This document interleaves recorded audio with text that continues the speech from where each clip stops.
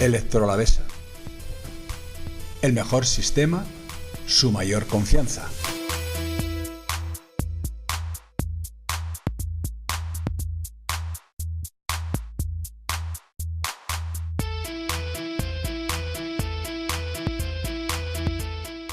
Hola, buenas a todos y a todas, soy Álvaro del restaurante Andere. Este es mi lugar de trabajo donde cada semana vamos a elaborar platos del restaurante a nuestros invitados del programa Tu alma por una cena.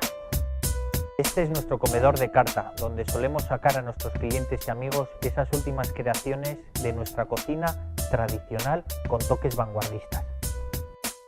Aquí estáis en nuestro pequeño tesoro, el jardín, en un entorno natural resguardado de la lluvia.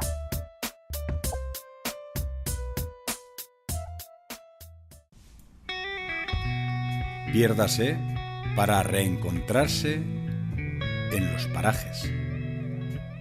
Si quiere evocar el pasado en un hotel encantador y moderno, Los Parajes. Por unos días no piense. Relájese y disfrute en un hotel mágico y especial.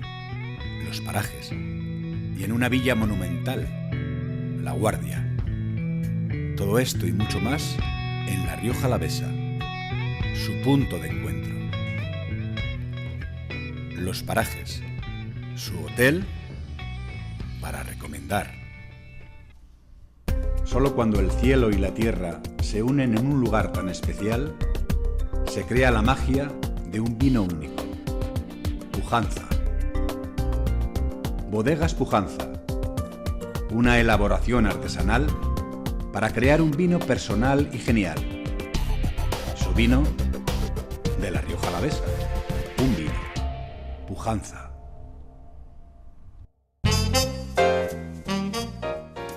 ¡Qué bien huele! Delicioso. Hacía tiempo que no probaba un café tan rico. Pues es mi café de toda la vida. ¿Ah, sí?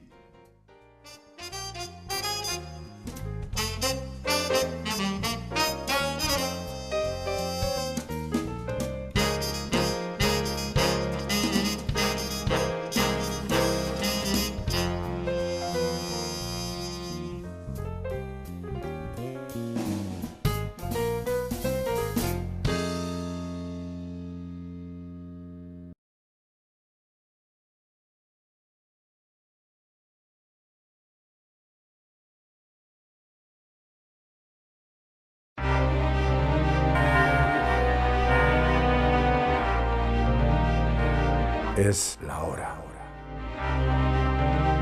Este es nuestro infierno, donde ustedes y yo vamos a pasar mucho tiempo.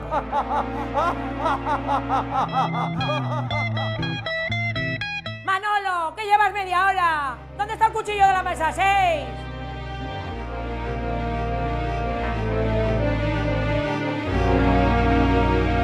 Buenas noches, señoras y señores. Euskal Herria, es decir, el País Vasco más Navarra, reino de puntos suspensivos, ha dado siempre personajes importantes, ilustres. Pero últimamente, quizá el más importante sea nuestro invitado. ¿Que quién es?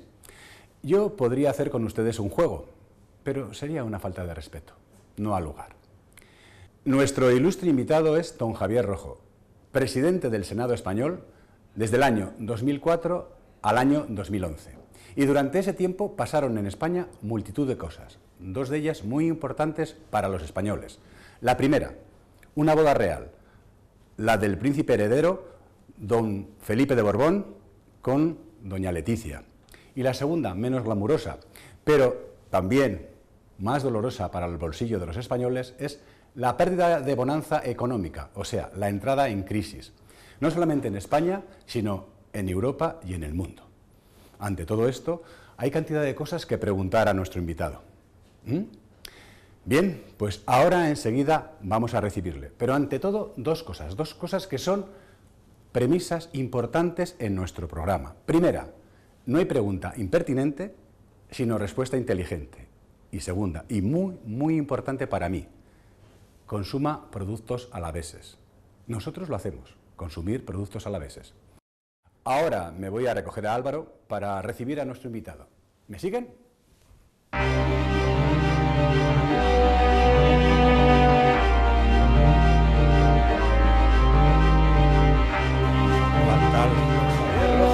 estamos? Muy bien.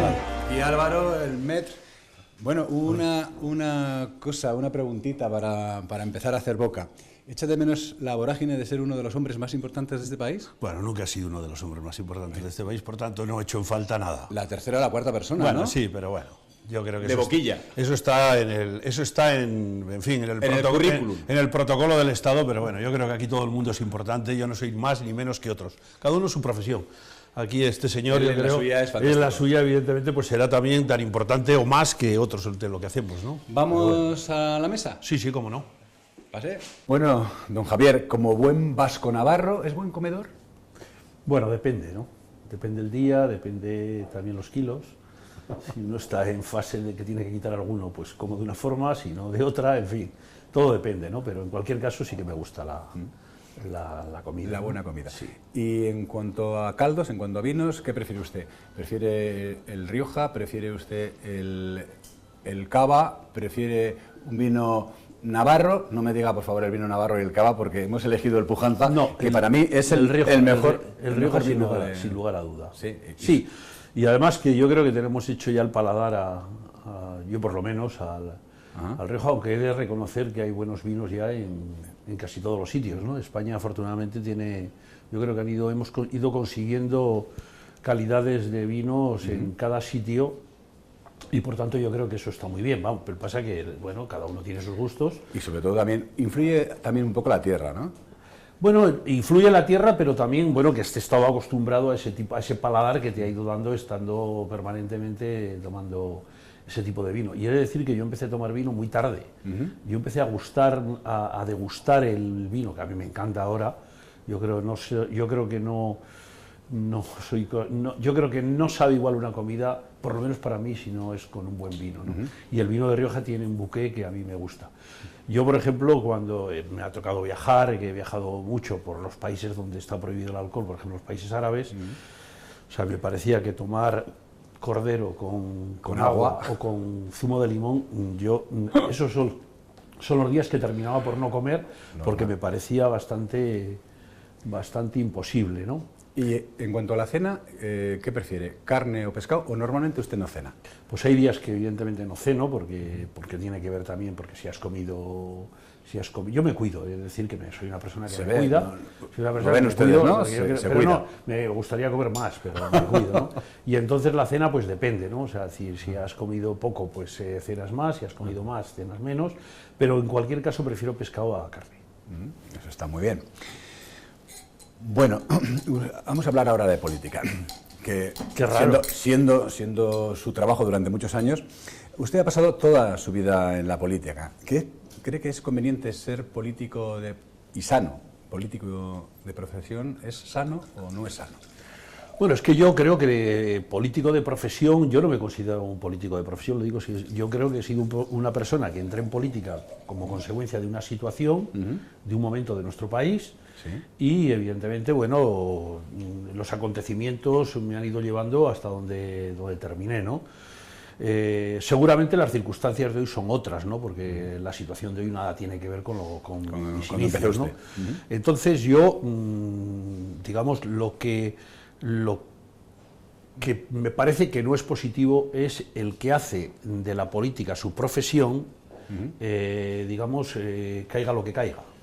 Entonces, yo creo que la política es una dedicación, que yo creo que es un servicio público, y por tanto, como tal, yo creo que lo tenemos que tomar, ¿no? Yo no me he considerado, sinceramente, un político, me he considerado un político más atípico que profesional, porque he tratado de hacer las cosas lo mejor posible y entendiendo perfectamente que todo era, siempre pensaba que esto acabaría pues en el corto poco plazo. tiempo, sí. Luego las circunstancias de la vida pues bueno, me hicieron que las cosas han sido de otra manera. Evidentemente me siento orgulloso de las oportunidades que se me dio. He tratado de hacer las cosas lo mejor posible y además yo no me pongo aquí humilde de decir no, es que yo creo que lo he hecho bastante razonablemente. Lo ha hecho bien. He puesto lo mejor de mí mismo en hacerlo y por tanto, bueno, pues a algunos les gustará más, a otros menos, pero en cualquier caso yo creo que lo he hecho razonablemente. Bueno, creo que aquí Álvaro nos va a contar qué nos va a dar de cenar. Bueno, pues sabiendo lo que le gusta a nuestro invitado, lo primero que vamos a empezar es con dos productos que son de la tierra de Navarra, como es el espárrago natural y la alcachofa. El primero va a ser para un aperitivo, la alcachofa va a ser con una cigala, y luego de pescado un poquito de bacalao con unas setas, un poquito de chalota y un postre un poquito más original, que son los que normalmente solemos hacer. O sea, le gustan los postres. Bueno, yo creo que no estamos para decir que no a nada de lo que ha dicho, ¿no? Porque ya sería, me parece una grosería y, por tanto, en fin, encantado de lo que nos has dicho. Bueno, otra cosa, cine, televisión, un buen libro para leer o una conversación inteligente. Yo creo que todo es compatible. Me parece que ninguna de las cosas que has mencionado sustituye a la otra. Yo creo que los momentos, bueno, pues la televisión está bien, no lo negaré, y yo evidentemente prefiero ver cine en el cine. En el cine que en la televisión. Y sin palomitas y sin esas historias Sí, y tal. Quiero ver cine. Y bueno, luego, pues bueno, un buen libro si toca. Y la conversación, que yo creo sinceramente que se ha perdido mucho. Yo creo que esto es una delicia, tener una conversación con usted. Yo creo que se ha perdido mucho. Yo creo que yo sí que he hecho en falta. Yo que he pasado mucho de mi vida en Madrid, desde el año prácticamente, porque circunstancias, yo estuve en el 69 hasta el 71. Luego dejó y luego volví y evidentemente yo he echado mucho en falta las tertulias y, digamos, los encuentros de gente súper interesante, además. Que bueno, esto se ha perdido. Y hoy se ha perdido mucho, seguramente igual es que tiene que ser así. Toda la tecnología que tiene que ver con todo lo que se enreda hoy, las maquinitas estas que tenemos, yo creo que nos han hecho meternos para nosotros y no ponerle cara a la persona con la que te estás comunicando, ¿no? Y yo creo que se pueden hacer las dos cosas, pero en cualquier caso, a mí me parece que donde esté el factor humano, las máquinas están muy bien, son un instrumento que te tienen que ayudar, pero no lo que está pasando, que es que se está poniendo como prioritario por delante. Frente al otro. Pues yo reivindico, igual es también por los años que tengo, reivindico digamos, estar con personas y sentir, o sea, porque al final el calor humano. El calor humano, porque al final siente sus propias vibraciones. Yo lo creo, y en ese sentido la política le ha pasado un poco esto. Yo creo que se ha deshumanizado todo. Y todo está, digamos, en el informe, en el tecnicismo, y yo creo que pocas veces en el alma, que yo creo que tienen que tener las cosas, y sobre todo las personas, ¿no? ¿Cuál es el último libro que ha leído? Pues mira, el último libro que lo he estado leyendo, la verdad que me ha tocado, pues bueno, es un libro, Memorias de África. Hombre. Y te voy a decir por qué, porque es África es una de mis pasiones. Eso está bien, sepan que África es una de sus pasiones. Sí, África es una de mis pasiones. Cuando he conocido... África es un continente desconocido. Sí. Es como si nos diese un poquito de miedo a los seres humanos entrar en África, ¿no? La gente es maravillosa. Es decir, buena gente, sí. Buena gente. Y luego tiene un contraste de colores y de ruidos de pájaros y de animales que te quedas impresionado, ¿no? Y ese libro yo creo que, bueno, ya es la segunda vez que lo he vuelto a esto, porque estoy pensando en hacer un viaje y sinceramente es un libro que, sobre todo a la persona, que en este caso a mí, que me gusta los viajes. Los viajes, y concretamente África, conozco algunos países, unos mejor, otros peor, y me parece que es un continente que yo animo a la gente a que lo conozca. Y sobre todo que entre en el corazón de los países. La gente es encantadora, te da lo que tiene, sí, es cierto. Te da lo que tiene y tiene poco, y es de un desarraigado. Y luego, sobre todo, de una educación natural. Sí. O sea, es decir, tienen educación, digamos, que va en los genes, que quizás no tienen formación, pero tienen un sentido común sobre cómo tratar a las personas, que te quedas impresionado, ¿no? Bueno, ¿usted es una persona que le gusta mandar o no? Le digo esto porque aún maneja los hilos del poder en Vitoria o colgó los hábitos y ahora es jubilado. No. Disfruta de ser jubilado. O sea, no, yo O sea, a ver si, o sea, voy a utilizar la palabra, o sea, jubilado que no retirado. Sí, jubilado en el buen sentido. Que no tal. Yo, vamos, yo soy de los que creo que cuando uno da un paso para atrás es para que otro dé un paso hacia adelante. Lo que no puedes hacer es lo que están haciendo, por ejemplo, lo que está haciendo ahora Aznar, ¿no? Sí, que es que dice que se marchó y resulta que le dice que va a volver para asustar al que está. Yo, sinceramente, no creo. Si te has ido con todas las consecuencias. Y no puede parecer que eres tan imprescindible que el mundo no puede caminar si no estás tú. Yo soy de los que creo que imprescindibles no hay nadie, necesarios todos. Y, por tanto, yo creo que las cosas las debiéramos de ver con una cierta normalidad. No me considero yo que mande ya nada, ni me importa, ni lo añoro, sino son etapas de la vida de uno que te han tocado asumir unas responsabilidades. Y por tanto, esos fueron los momentos y hoy evidentemente estamos en otra cosa. Y dicho lo que ha sentado usted como base, ¿qué es lo que hace un día normal usted en Vitoria? Pues hombre, yo hago, primero, aunque no lo crean algunos, trato de compartir las labores domésticas de la casa. Bueno, salgo, evidentemente, que siempre tienes algunas cosas que hacer. Leo periódicos, a mí la prensa... Estar al día, ¿no? La prensa me gusta mucho porque además de que te entretiene, aprendes y además conectas. Y bueno, una vida muy, muy tranquila. Si hay que ir al cine, se va al cine. Si hay que leer, se lee. Estar con mi familia. Y con sus nietos. Sí, lo ha dicho, es la que ha quedado así. Estar con mi familia y tal. Pero bueno, una vida disfrutando de las pequeñas cosas, que es lo que hace grande tu vida. Es decir, es ir sumando todo lo pequeño para, evidentemente, construir, digamos, lo grande, ¿no? Y yo, en ese sentido, estoy encantado. O sea, es decir, ni siento estrés. Ni nada. Ni nada de nada. O sea, es decir, primero porque colaboro y actúo y o sea, yo viajo y estoy en cosas, ¿no? O sea, es decir, no he desaparecido. Lo que no estoy es en la vorágine de lo que estaba antes, sino que estoy ahora en una palabra. Ahora, la ventaja que tengo es que miro menos al reloj. O sea, bueno, eso está estoy bien. menos condicionado por el reloj. O sea, es decir, estoy disfrutando del tiempo porque el tiempo que yo quiero disfrutar. Y como digo, ¿Y cómo quiere hacerlo, además? O sea, ¿y cómo quiero hacerlo? Es decir, incluso aburrirte porque te quieres aburrir. Disfrutar del aburrimiento, pero es porque me quiero aburrir. Creo que nos están esperando que probemos esto, pero yo mientras le voy a hacer otra pregunta, así la va pensando.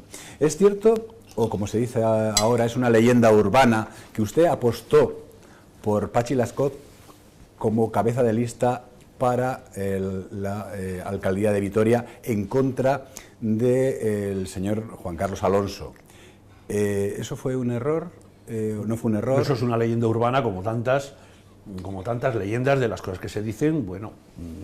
O sea, que no es cierto, vamos. No es cierto, eso fue así. El partido decidió que el candidato a la alcaldía de Vitoria fuese Patxi Lascott, y eso se hizo con la normalidad y los procedimientos democráticos que tiene el partido.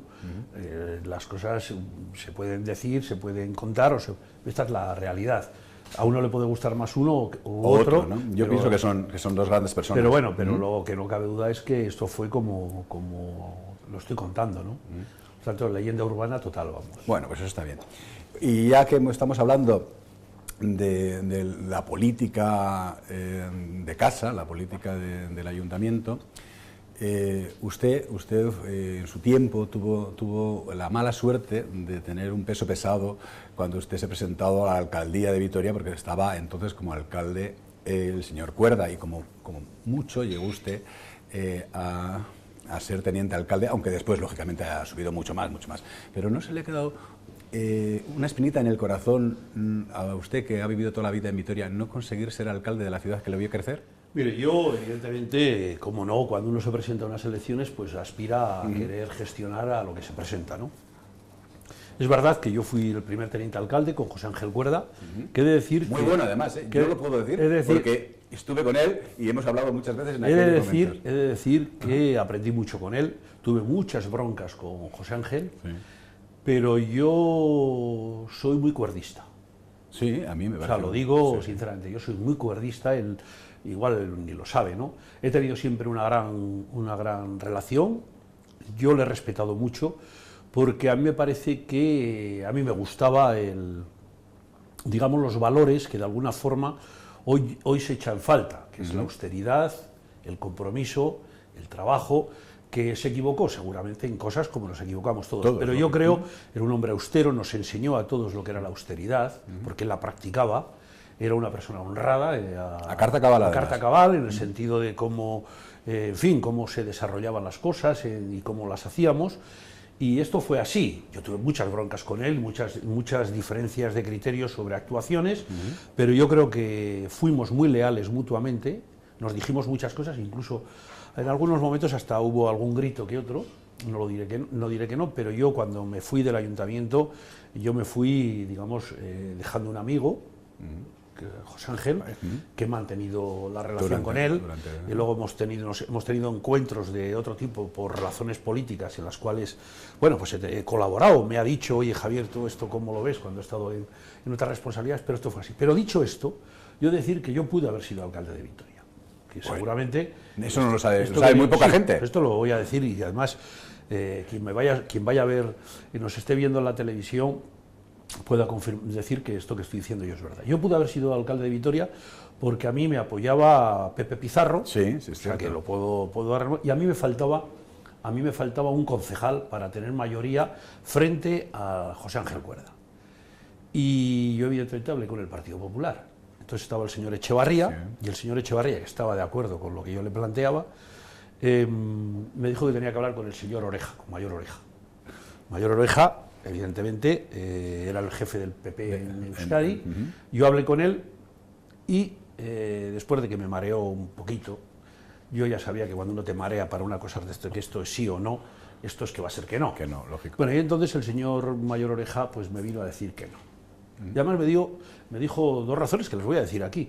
Una, me dijo, si te hacemos alcalde vas a estar 20 años de alcalde como Cuerda, y la segunda, que no le podemos dar un cheque en blanco con la alcaldía de Vitoria a Felipe González. Bueno, entonces, esto que estoy contando, no es ni leyenda ni no leyenda, esto es la verdad. La verdad. Y poca gente se atreve a decirlo. Bueno, esto es la verdad. Y entonces, no fue así, pero hete aquí que sucedió algo inesperado, que Odón Elorza consigue la alcaldía de San Sebastián, arrebatándosela a Eusko Alkartasuna, que era el señor Albistur, que había ganado las elecciones, y el PNV le plantea a Odón Elorza que le vota, evidentemente, porque el PNV le quería quitar la alcaldía a Albistur, pero entre nacionalistas, como no se pisa la manguera, pues lo que hicieron fue que no fuese otro nacionalista, sino que fuese un socialista, en este caso, Odón Elorza. Fue tal el cabreo que se agarró el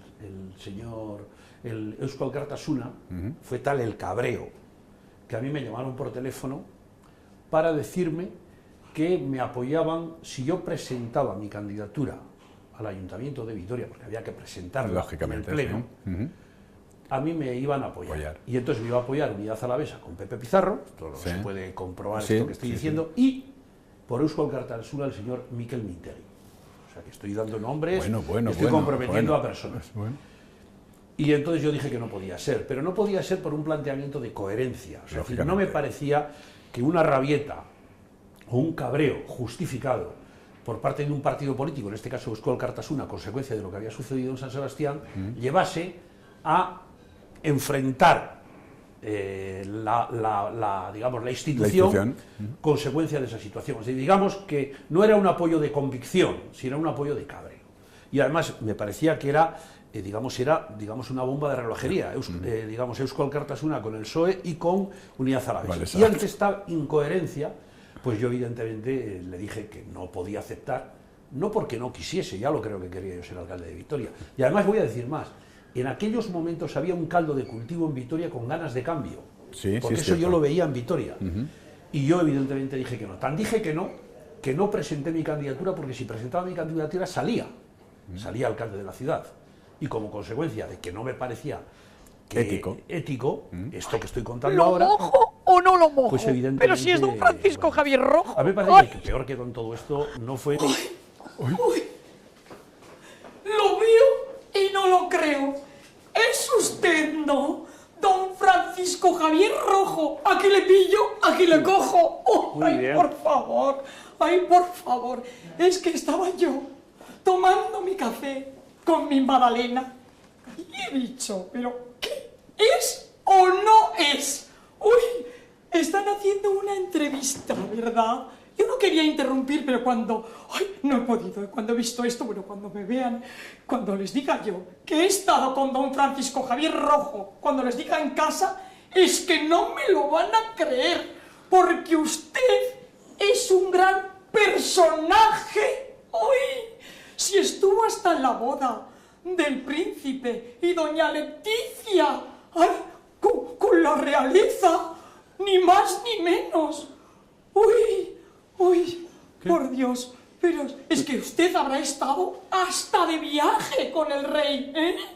Bueno, alguna vez me ha tocado. ¡Ay! ¡Claro! Es que vamos, es que no puede cualquiera. Es interesantísimo, no me extraña, con tanto cargo, que usted se codee con la realeza y con quien le dé la gana. ¡Claro que sí! ¡Ay! ¡Ay! Cargo y de tanta valía, porque vamos, ¡ay!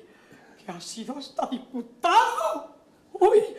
¡Ay! Oiga usted, el que le está entrevistando, O sea, yo. ya sabe usted con quién está hablando, ¿eh? Pues Es que es muy importante, ¿eh? Pues claro que sí, señora. Uy. Estoy haciendo la entrevista. ¿Cómo no le voy a conocer? Uy, exconcejal, ay, procurador, bueno, ¿quién no conoce a don Javier Rojo? Bueno, que sí, secretario general del PSOE, que sí, presidente del Senado. Se lo sabe todo, ¿eh? ¡Uy! Es que se lo sabe todo y no solamente ella, sino todos los televidentes y nosotros un poco hartos también ya. ¿Qué? Le voy a seguir preguntando. ¿Me deja usted? ¡Uy! ¿Cómo no? ¡Siga! Bueno, Uy. a ver, estamos hablando de la política de Vitoria. Ay, ¿Qué le están hablando? ¿De cosas que ponen en las revistas? Pues no. Yo estoy al tanto de todas las noticias, ¿eh? ¡Tome! ¡Lea! ¡Ay, cómo me sentía yo!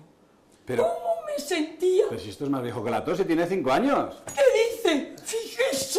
Fíjese, la familia en pleno apogeo, ¿eh? En el máximo apogeo, la familia unida. Y qué guapos, En pleno ¿Qué? apogeo ahora, ¿eh? qué guapos están todos. Totalmente. Ay, don Francisco Javier, ¿cómo me sentía yo? Con qué envidia en la boda real, viendo la boda real. Y yo decía, ahí tiene que estar don Francisco Javier Rojo, ahí tiene que estar, y a la vuelta nos contará todo. Pero fíjese, todo el tiempo que ha pasado, y nada, no habíamos tenido esta ocasión, y ahora que tengo esta ocasión. Usted cuénteme, ¿bailó con doña Leticia? Si no hubo baile. No hubo baile. Mejor, porque si bailaría con esta chica, la verdad es que se le escurriría entre las manos. A mí me parece como muy delgada, la verdad. Ay, bueno, y eso. A ver qué suelta. Uy, eso de la boda con una plebeya. Vamos. Porque pasa ahora, porque somos todos tan modernos. Pero cuando yo era joven, un príncipe se casaba con una princesa. Y comían de perdices. sangre real, claro. Y comían perdices, dices. Y se casa con una divorciada. Ay, desde luego. Ya ve. Y la Pitita Ridruejo también estuvo. Es que yo siempre que le veo a esa, es que estuvo también en el enlace. Yo creo que sí. Yo creo que sí, Pero a la Pitita Ridruejo no le vio ni de cerca, ni de lejos, ni de... nada. mujer. Uy, pues sí. Había tanta gente. Había tanta gente. Uy, qué interesante. ¿Quién podía ser? Uy, es que esta Pitita siempre con sus santos por aquí, sus santos por... Bueno, y ahora usted tampoco se me haga el conservador, porque con el apellido que tiene un apellido, vamos, como su política de izquierdas.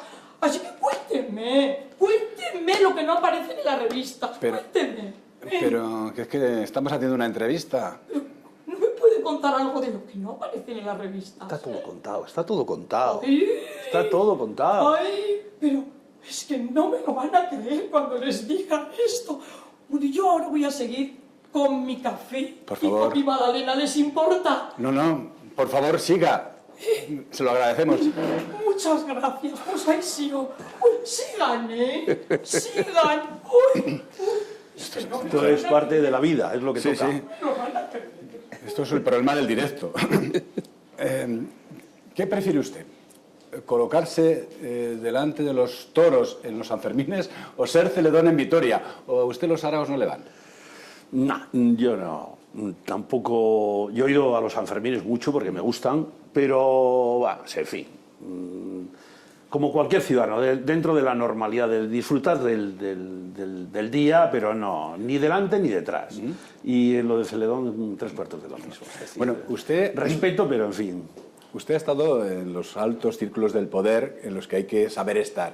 Y usted sé que no ha cometido casi nunca ningún error de protocolo, excepto una vez que yo quiero que se lo cuente aquí a los televidentes con un traje. Sí, sí, me ocurrió una vez que unos premios, además unos premios de... Había que entregar un premio, y bueno, son de las múltiples invitaciones que te llegan, y yo dije que iba a ir a la entrega de ese premio, y no miré, digamos, porque normalmente en las invitaciones más o menos te indican cómo tienes que ir. Y yo evidentemente no lo leí y llevé un traje inadecuado.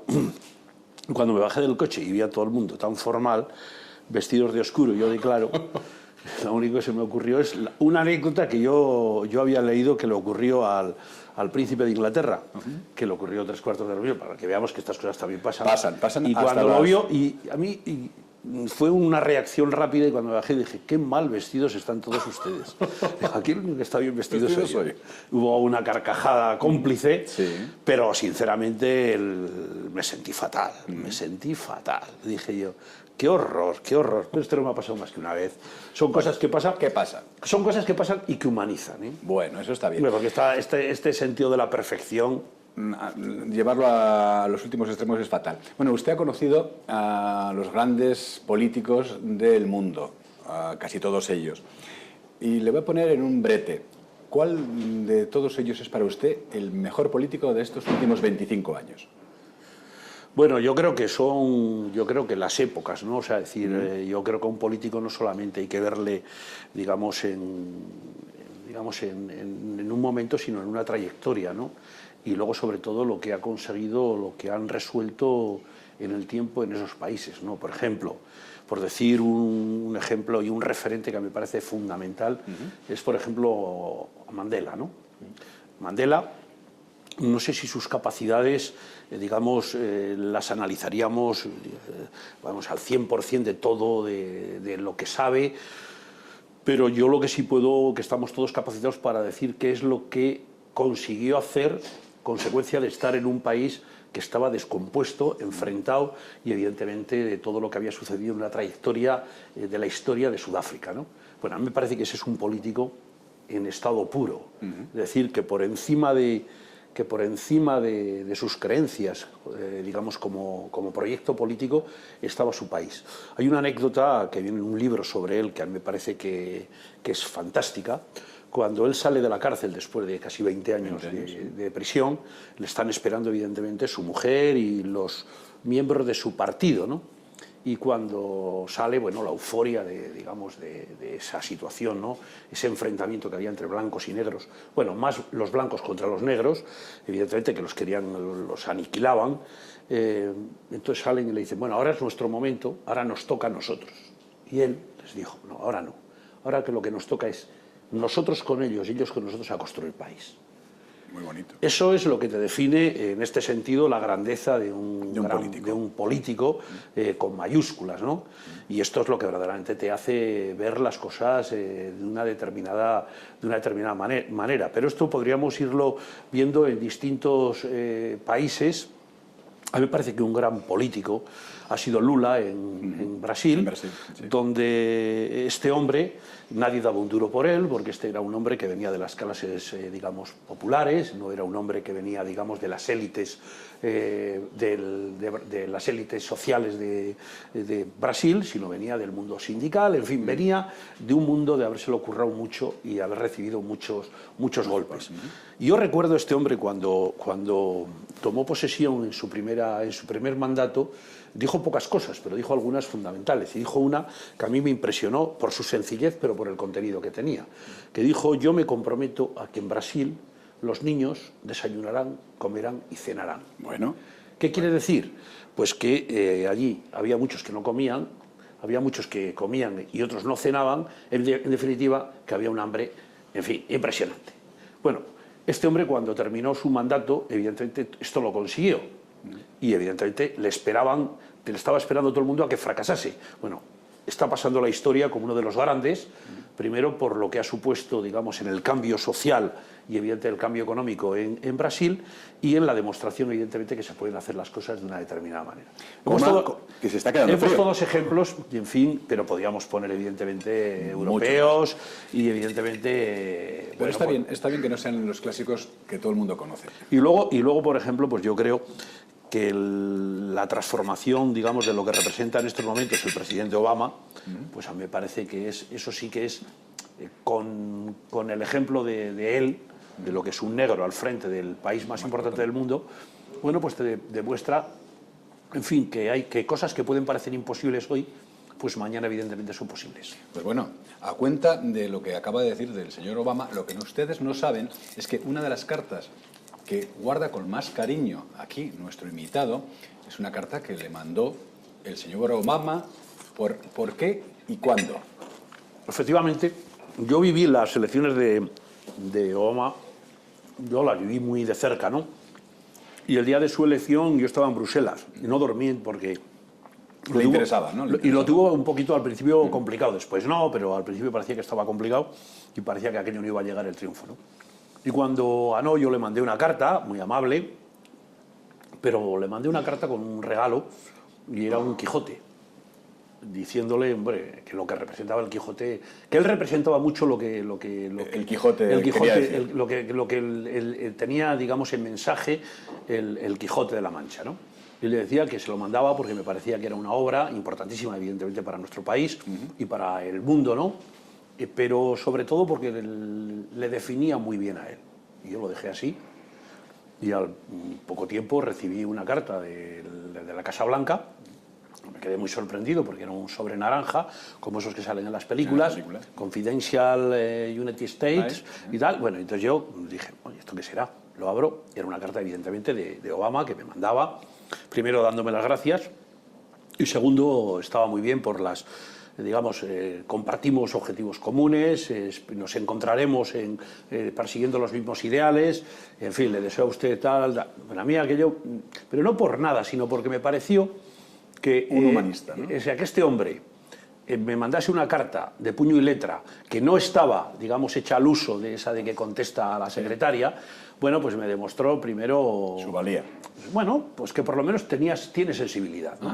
Y yo la conservo con muchísimo cariño, como tantas otras que tengo de personajes ilustres de este mundo, que me han tocado evidentemente, bueno, pues consecuencia de mis responsabilidades, estar con ellos y tener, evidentemente, los encuentros que le toca a cada uno. Pero lo veo con una cierta normalidad casi todo, ¿eh? Bueno, pero hay una cosa que a mí, hablando de anécdotas, hay una anécdota que a mí particularmente me gusta mucho. Y supongo que ustedes cuando la conozcan también. Porque lo que no sé si saben es que aquí don Javier ha hecho muchas veces de jefe de Estado español, representando. Y una de las veces fue en un centenario, creo, no centenario, 50 años, de los campos de concentración alemanes. Sí, digamos, el aniversario de cuando evidentemente se entraron en los últimos, digamos, se encontraron en Auschwitz lo último, digamos, cuando ya los alemanes habían destrozado todo el campo de Auschwitz. Pero había algo muy interesante que yo sé, porque aparte de los grandes personajes políticos, porque creo que estaba el ministro... estaba Bush, estaban todos. Ahí está. Entonces, pero también había alguien no importante a nivel político, sí a nivel humano, una señora que cuente esa historia, porque tiene calor humano. Bueno, esto se hizo exactamente el mismo día el mismo día que sucedió, por tanto había 17 grados bajo cero, yo no sé si esto era febrero, 17 grados bajo cero, nevaba, en fin, una ventisca increíble, estábamos ahí. O sea, que hacía mucho frío. Bueno, un frío tremendo. Y era, evidentemente, como sucedió en el momento que ocurrió en la historia de llegar a Auschwitz y liberaron evidentemente a los ciudadanos que estaban allí, y además que hicieron algo que me parece muy importante, que no permitieron, que los alemanes lo que quisieron era destruirlo todo. Para que cuando llegasen pudiesen contar aquí no ha pasado nada. Y entonces ellos se pusieron y defendieron unos pabellones que están todavía, para que se pusieron delante y decían, nos tendréis que matar otra vez, nos tendréis que matar a todos, pero entonces verán los cadáveres. Y dice, pero esto no sé, esto lo tiene que saber el mundo, ¿no? Y entonces, bueno, pues yo en el acto estaba sentado al lado de Chirac y tenía al lado una señora mayor, una viejecita, y así como los demás estábamos helados de frío, una mujer con poca ropa, la tenía a mi lado sentado, yo la miraba de vez en cuando, no movía nada. Solamente aplaudió al presidente judío, me di cuenta yo que la única intervención que aplaudió fue al presidente judío, entonces yo le pregunté, y entonces ella me dice, así era, solamente que entonces no teníamos ropa y no habíamos comido, pero así fue, porque yo estuve aquí el día que sucedió, y por eso estoy aquí. Claro, a mí aquello me pareció impresionante, ¿no? Porque, claro, yo estábamos allí a 17 bajo cero, un día, y esto seguramente sería, porque, claro, Polonia es como es, ¿no?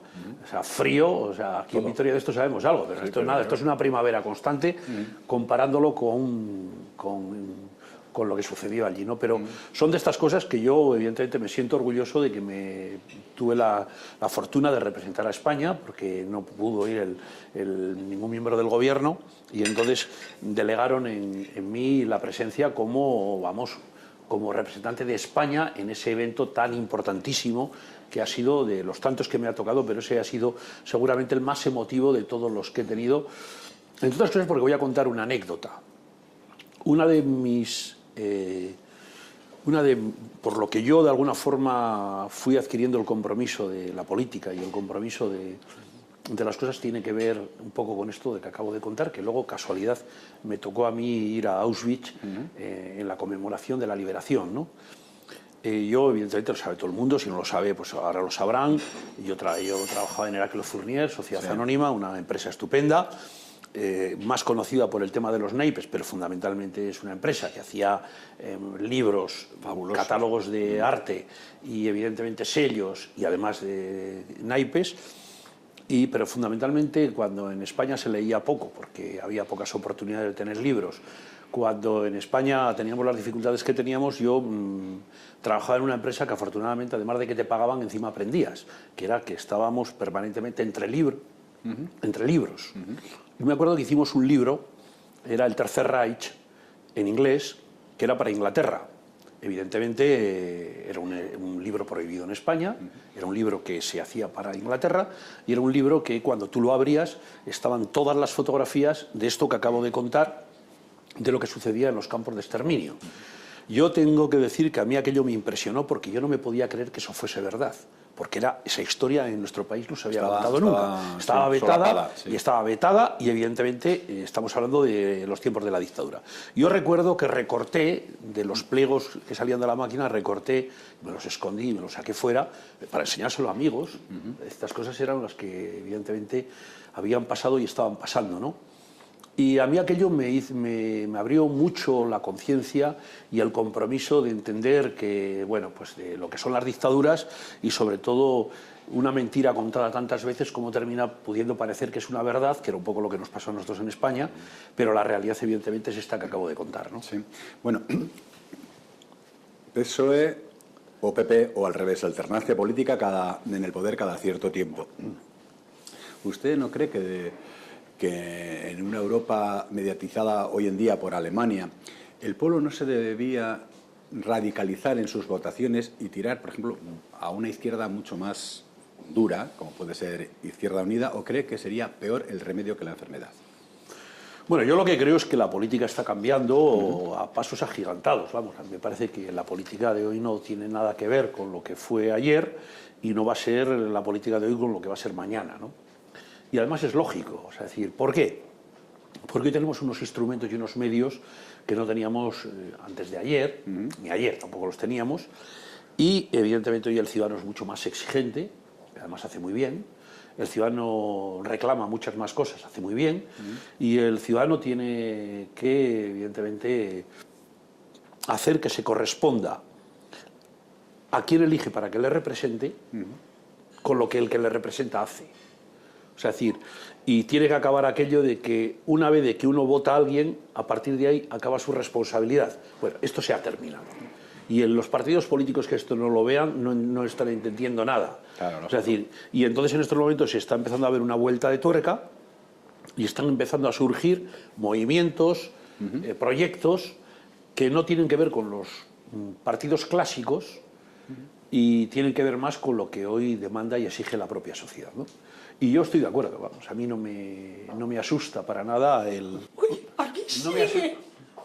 No me asusta para nada estos momentos, ¿eh? Pero vamos a ver, ¿usted no había quedado en tomarse una magdalena tranquilamente en su sitio? Ya, pero les observaba y veo que es aquí donde está el ambiente. Claro, es que se me ha quedado una pregunta. La principal se me ha quedado pendiente. ¿Cómo está el rey de salud? ¿Cómo está el rey? Yo creo que bien, pero como lo vemos. Uy, porque claro... Yo creo que bien, pero como lo vemos. Uy. Con años. Seguramente que usted la ha visitado alguna vez que otra en la clínica y todo. No, en la clínica no. No. En la clínica no. Uy, con tanta operación de cadera y... No, fíjese, porque para mí, vamos, usted es como... Usted será para ellos como de la familia. Como si sería un cuñado. No. Es usted para ellos. Yo, mi relación siempre ha sido la de la política, Usted es como un cuñado para ellos. Que sí. Oye, y usted, aunque es oriundo de Pamplona, que no se le olvide que es de Vitoria, ¿eh? De Vitoria. Ay, como el urdangarín. ¡Uy, qué pajarín! El urdangarín. ¡Uy! Ay, ¿y doña Sofía? A ver, ¿qué pasa ahora? Ay. Me da miedo usted, ¿eh? Doña Sofía. La veo muy puesta, ¿eh? ¡Qué paciencia, doña Sofía! Tiene que tener con el rey, ¿verdad? Pues. Tanta caída, tanta amante, tanta cosa. Si nos anda como un adolescentillo como pa' aquí, pa' allá, pero ¿qué es esto? ¿Qué es esto? Ay, y luego, ay. La hernia de disco, y qué bueno. ¿Saben una cosa? Que la hernia de disco en estéreo duele más. Si no lo veo, no lo creo, ¿verdad? O sea... Ay, ¿Eso es café con leche? ¿saben qué me gustaría? Me gustaría que la reina viniese La a temo. Vitoria. Sí, que doña Sofía viniese a Vitoria, porque yo le llevaría a los humedales de Salburúa. ¿A Salburúa? Sí, para charlar, porque es una mujer que necesita consejos, buen consejo. Y bueno, pues claro, y alguien que le comprenda como yo. Y charlaríamos, y luego ya sabe dónde le llevaría yo. A Goya, hoy de Bracete, las dos a Goya, a la mejor pastelería de Vitoria. ¿Se imaginan? ¡Ay, qué bueno! ¡Claro! Porque como luego la gente nos miraría. Claro, todos nos mirarían. porque como yo también soy de Abolengo, Abolengo. de Gran Abolengo, claro, con la emoción, no me he presentado, pero es que yo soy Doña Esperanza Auzmendi Ortiz de Urruño, alavesa de toda la vida, alavesa, besa. Uy, ay, cuando lo cuente en casa, cuando lo cuente. ¡La cuenta, camarero! ¡La cuenta! Y cóbremelo de estos dos también. ¡Ay, qué bueno! Cuando lo cuente, encantada, ¿eh? Adiós, encantada. Ay, pero qué momentos tan especiales son estos para mí. Ay, Bueno, no se nos vaya a matar. muchas gracias, don Francisco Javier, siempre tan galante. Ya que se va esta señora, una preguntita que se hace repe a todos los invitados que vienen a este programa. ¿Por qué vendería usted su alma? ¿Por el poder de nuevo? ¿Por el dinero? ¿Por la fama? ¿Por tener una buena salud? ¿Por llegar a los 100 años? ¿Por una mujer? ¿Por un hombre? ¿Por ser más joven y más guapo? ¿Por ser americano? ¿Por qué? Yo no la vendería por nada. No. O sea, decir... En todas las cosas, primero porque eso no existe. Por tanto, yo de lo que no existe no pierdo el tiempo. Y en segundo lugar, primero no es que no está dentro de mis cálculos todas estas cosas. Es decir, Bueno, yo creo que... está bien. Yo creo que la vida uno tiene que... La vida, o sea, decir, tú la imaginas muchas veces y nunca es como tú la imaginas. Por tanto, lo que tienes que ser consciente de que a las realidades del día a día tienes que saberle dar respuestas. Porque todo el mundo imaginamos la vida mejor y luego las cosas pasan lo que pasan, ¿no? Y unas veces pues para bien y otras veces para mal, y lo importante es que cada cosa que te pasa, evidentemente tengas la inteligencia de saberlas afrontar y tener los hombros a tu lado que te puedan ayudar, ¿no? Eso es muy importante. Pero por lo demás, en fin, yo la verdad es que... Está muy bien como está. Sí, estoy bien. Vamos, no me Bueno, quejo. y No me quejo. para vivir, Pamplona, Vitoria, Madrid, un pueblecito malagueño o algún lugar perdido del mundo que en esos viajes que ha hecho usted encontró.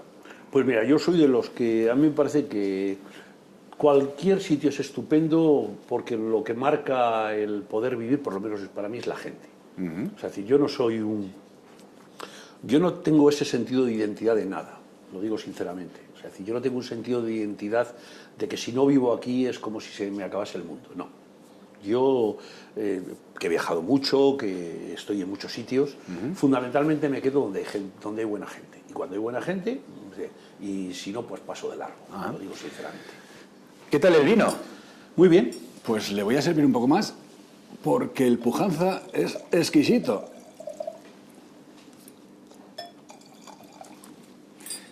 Y bueno, el pescado Estupendo. de Álvaro es, vamos, magnífico. Bueno, voy a decirte que, hombre, uno no tiene la oportunidad, pero, por ejemplo, si uno tuviese la oportunidad de soñar, hombre, cada época de tu vida para vivir en un sitio distinto, yo creo que sería maravilloso, ¿no? Poder vivir una temporada en Nueva York. Pero eso yo me acuerdo que cuando yo era joven lo hice, ¿no? Me dediqué sin dinero, porque entonces no necesitas dinero, a viajar. Pero hoy en día, si no tienes mucho dinero, tal como está estructurada la sociedad, para nuestra desgracia, pues no puedes hacer lo que a usted, don Javier, le gusta, eso, decir, bueno, me voy a pasar una temporadita en Egipto. Porque yo antes, cuando estaba hablando usted de África, uno de los países que a mí me fascina, sobre todo por la luz, por el olor y por el color, es Egipto. Y la gente es maravillosa y buena. Bueno, pero yo lo que digo es que si pudiese,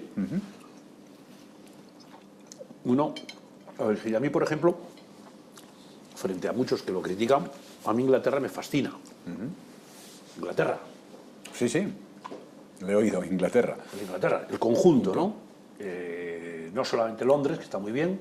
Y la gente también, o sea, Bueno, no me diga que le gusta la pérfida Albión. la gente es distinta, pero quizás ese toque distinto de lo que son los británicos a mí me parece que te da... Que a mí no me... Yo estuve estudiando una temporada en Brighton, y bueno, yo estuve feliz, encantado, bueno, me encantó Inglaterra, he ido más veces a Londres, porque me ha tocado ir, y es un lugar que me gusta, pero es que yo creo que todos los países al final terminan teniendo lugares de encanto, o sea, no hay un sitio malo, o sea, es decir, no hay un sitio...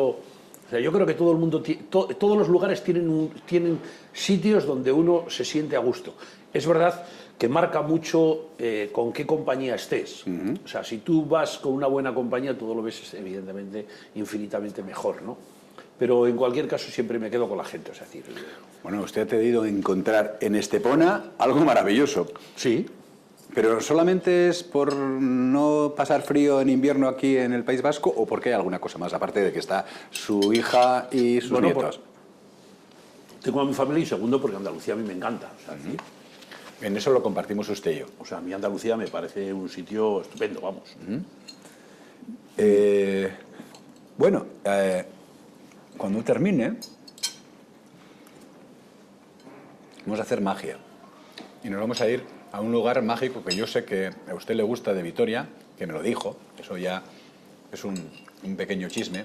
A don Javier le gusta el casco medieval de Vitoria. ¿Cierto o no cierto? Bueno, de hecho yo vivía allí. Cuando era joven. No, cuando yo me casé, yo viví en el cantón de San Francisco Javier. Estaba encantado. Navarro también. Estaba encantado, me encanta la zona. Bueno, me encantan los cascos históricos de todos los sitios. Yo en todos los sitios donde he vivido en lugares, en los cascos de las ciudades. Digamos lo que es el centro del Cogoico, como dicen aquí, ¿no? Bueno, donde hay trasiego de gente y está la tienda esta pequeña, o sea, es decir, donde está todo mucho más como fue siempre la vida de todo el mundo, ¿no?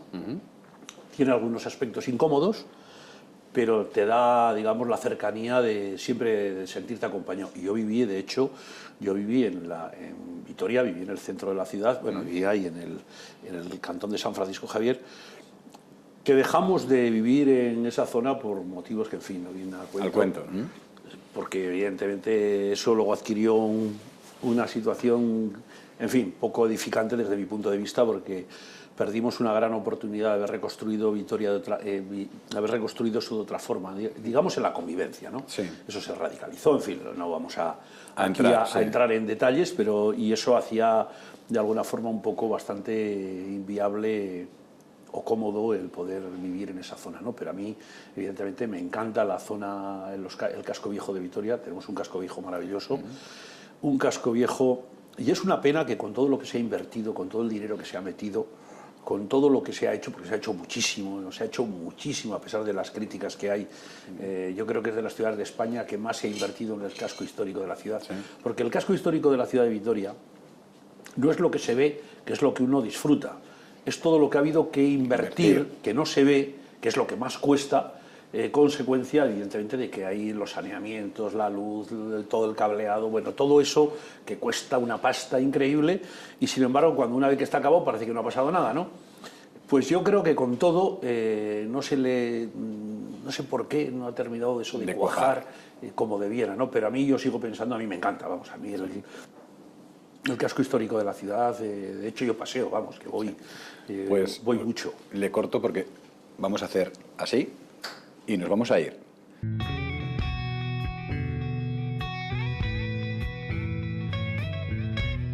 Estos son los lugares de Vitoria por donde nuestro amigo Javier Rojo pasea todos los días disfrutando de estas maravillosas vistas.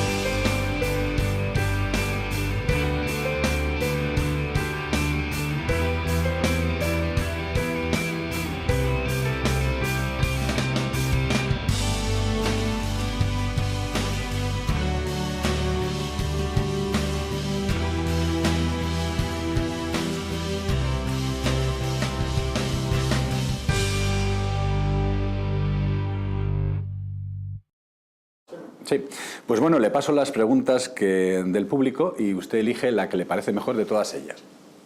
Y la contesta, lógicamente. O si quiere contestar alguna otra, puede contestar. Bueno, voy a contestar a dos, aunque una, que voy a explicar por qué me parece mejor.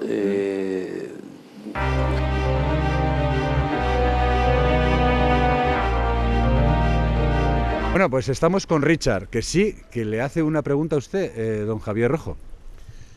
¿De qué se arrepiente y qué cambiaría de lo que ha hecho?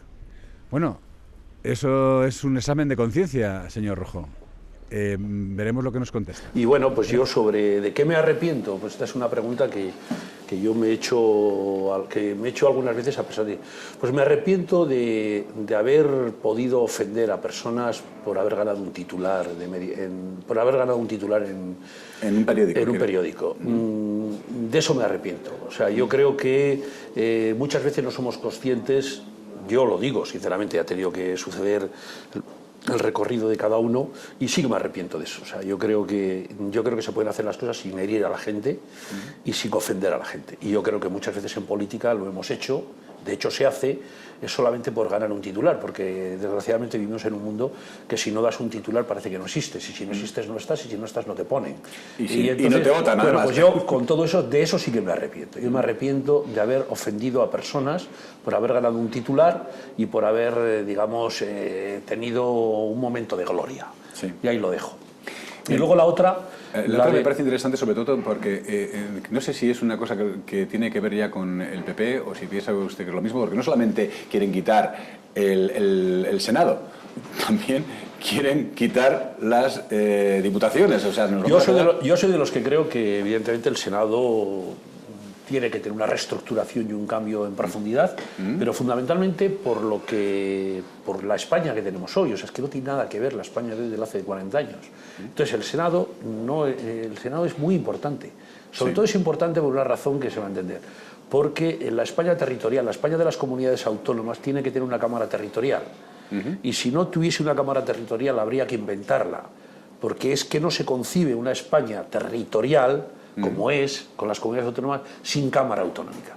Pero evidentemente lo que hay que darle a la Cámara Autonómica que tenemos, al Senado, un contenido que se adapte a la realidad de las comunidades autónomas de hoy, que es lo que evidentemente, no se tiene. Pero yo no es que esté aquí defendiendo una opción porque yo he sido su presidente, sino porque lo creo. Y además voy a poner un ejemplo. En la historia de España, en nuestra historia, en el recorrido de la historia de España, los momentos más difíciles de España, donde saltó todo por los aires, no había Senado. Porque los problemas siempre han venido en España por el aspecto territorial.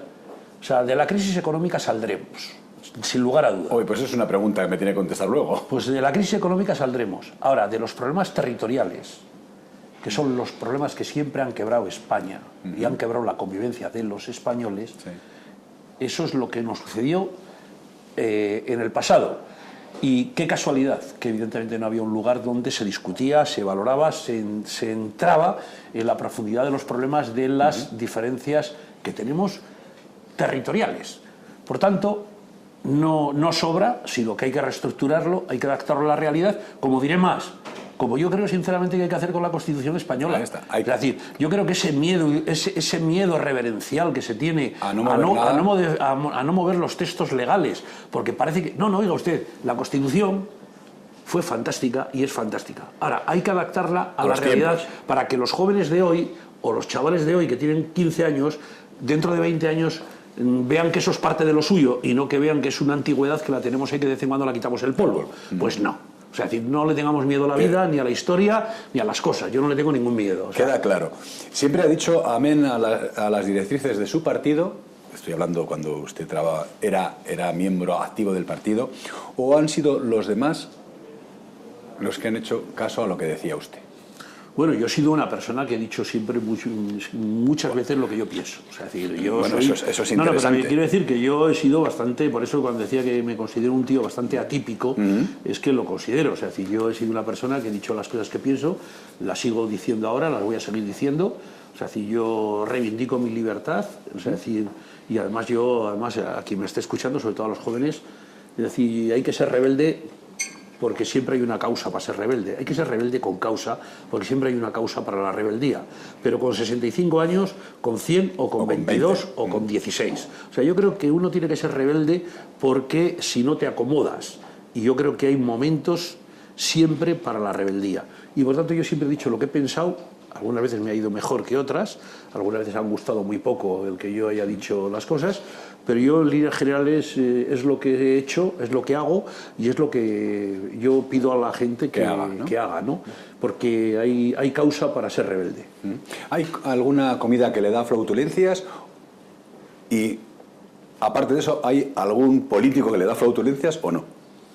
Bueno, yo creo que cada uno es cada cual, unos me gustan Pero más. no se va a mojar, no va a decir nombres. No, algunos me gustan más, otros me gustan menos, pero yo soy de los que los años a uno le hacen ser respetuoso, ¿eh? O sea, es decir, mire, yo lo que no admito, y es lo que me enerva y me enfada, es aquellos que para imponer su credo imponen evidentemente la fuerza.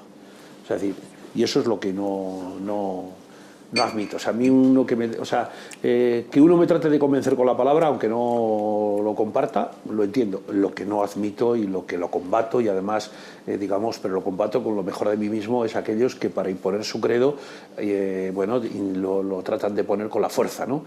Y eso es lo que no es intolerable, y esto evidentemente lo hemos visto en esta comunidad particularmente, y eso es inaceptable, ¿no?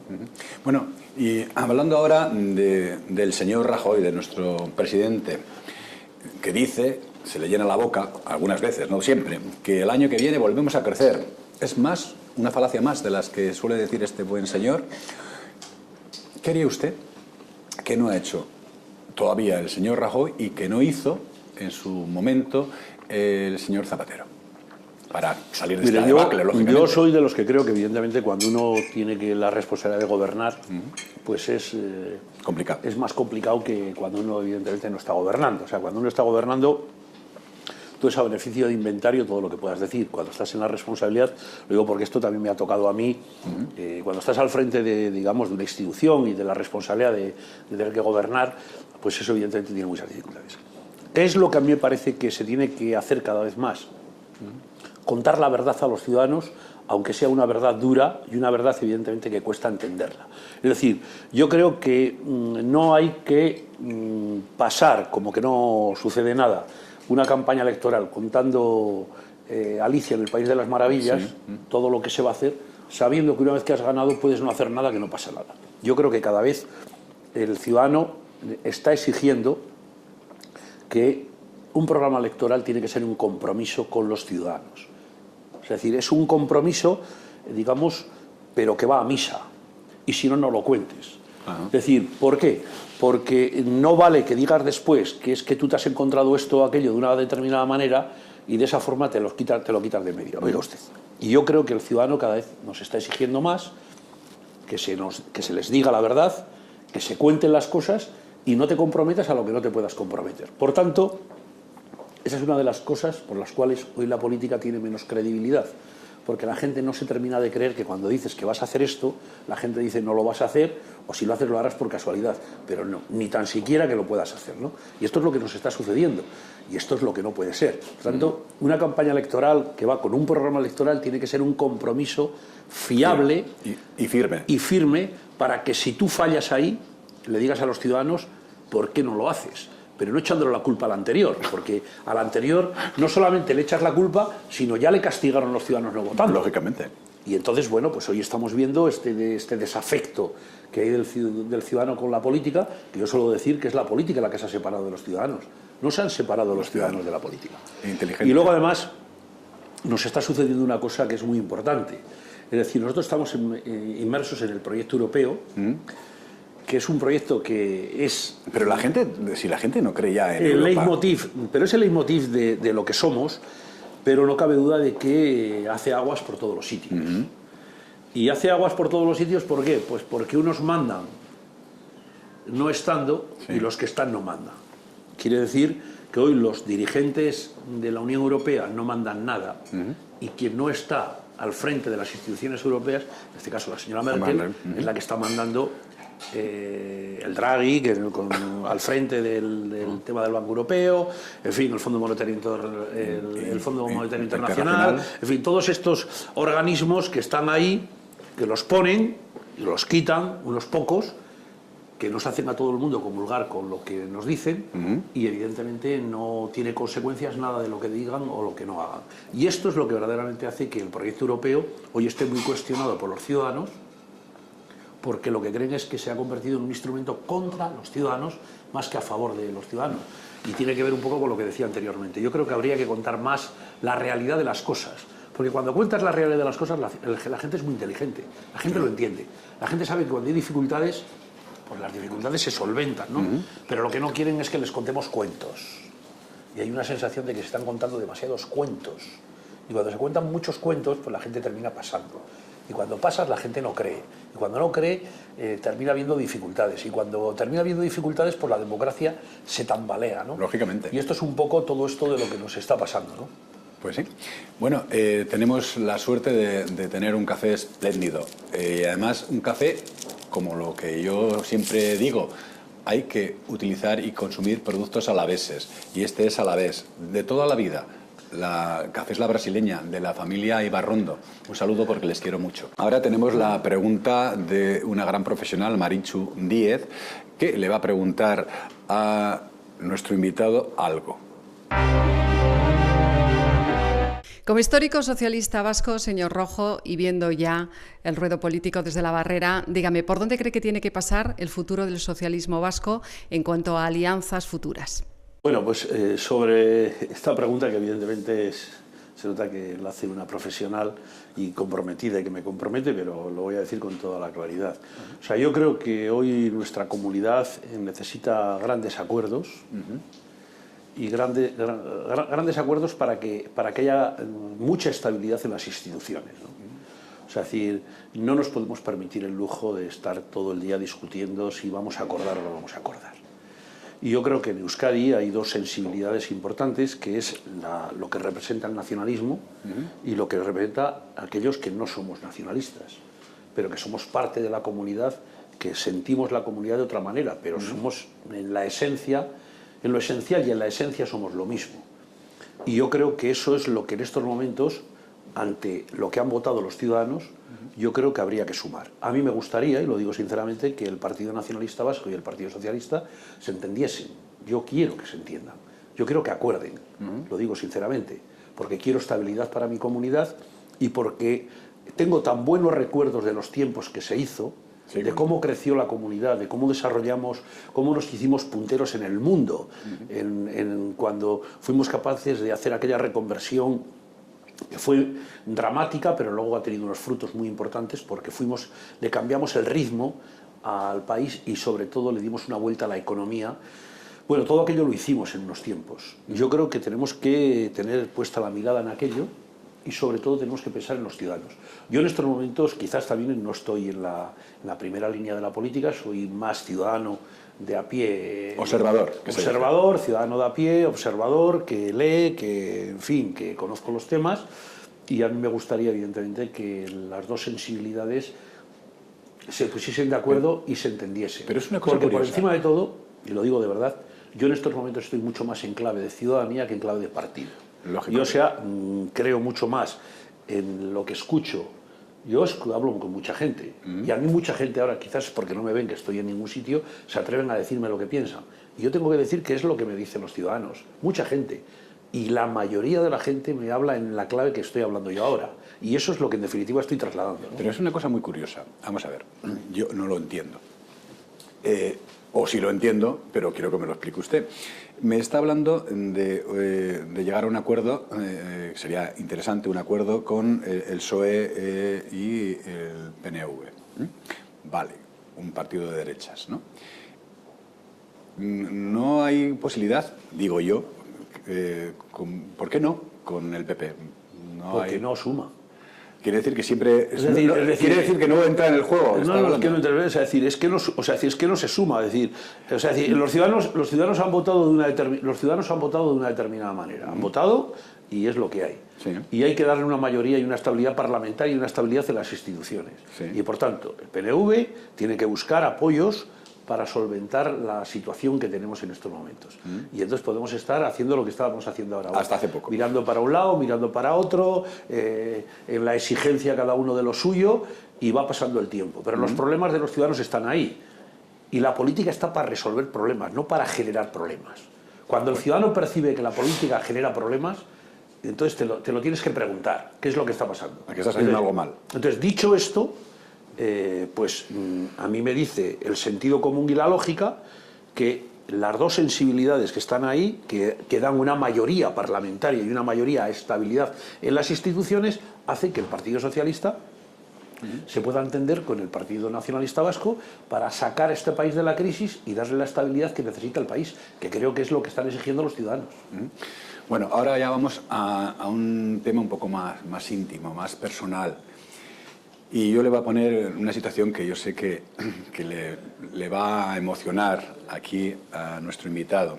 Yo le digo un lugar, una reunión de la cúpula socialista en San Sebastián, y después de esa reunión, dos amigos, Fernando Buesa y el señor Javier Rojo, deciden ir a comer a Zarauz, a Elcano.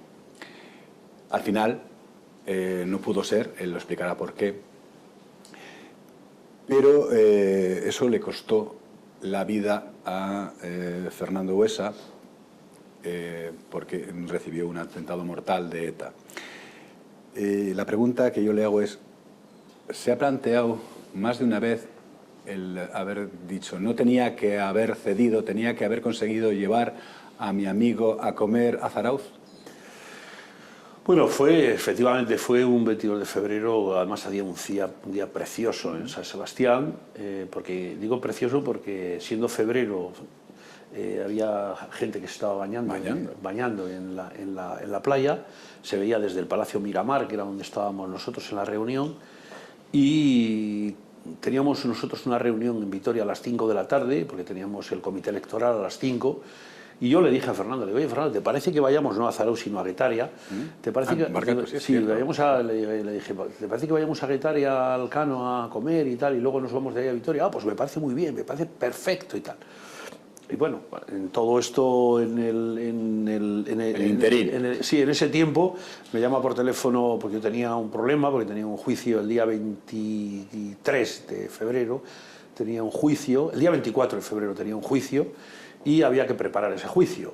Y me llamó, evidentemente, de Bilbao el abogado, y me dice Paulino Luesma, que era mi abogado, y me dijo, oye, Javier, tienes que, a las 12 habíamos quedado para preparar el juicio y tal. Y le digo, joder, Paulino y tal, no lo podíamos demorar para otro día y tal. Y digo, es que quedó como me dice, no puede ser, porque ni tan siquiera voy a parar para comer y 20 para Bilbao y tal. Y yo, evidentemente, me cogí el coche y me fui a Bilbao. Y le dije a Fernando, le digo, oye, Fernando, que lo de la comida que se ha suspendido. Me dice, pues ¿qué vamos a hacer? Qué pena y tal. Le digo, bueno, nos vemos en Vitoria.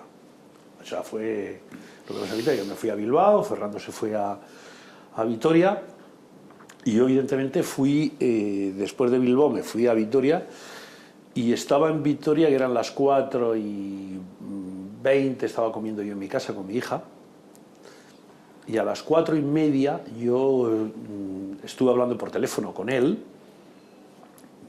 estaba hablando por teléfono. Cuando yo estaba hablando por teléfono con Fernando, escuché el pinganillo del portero automático de su casa.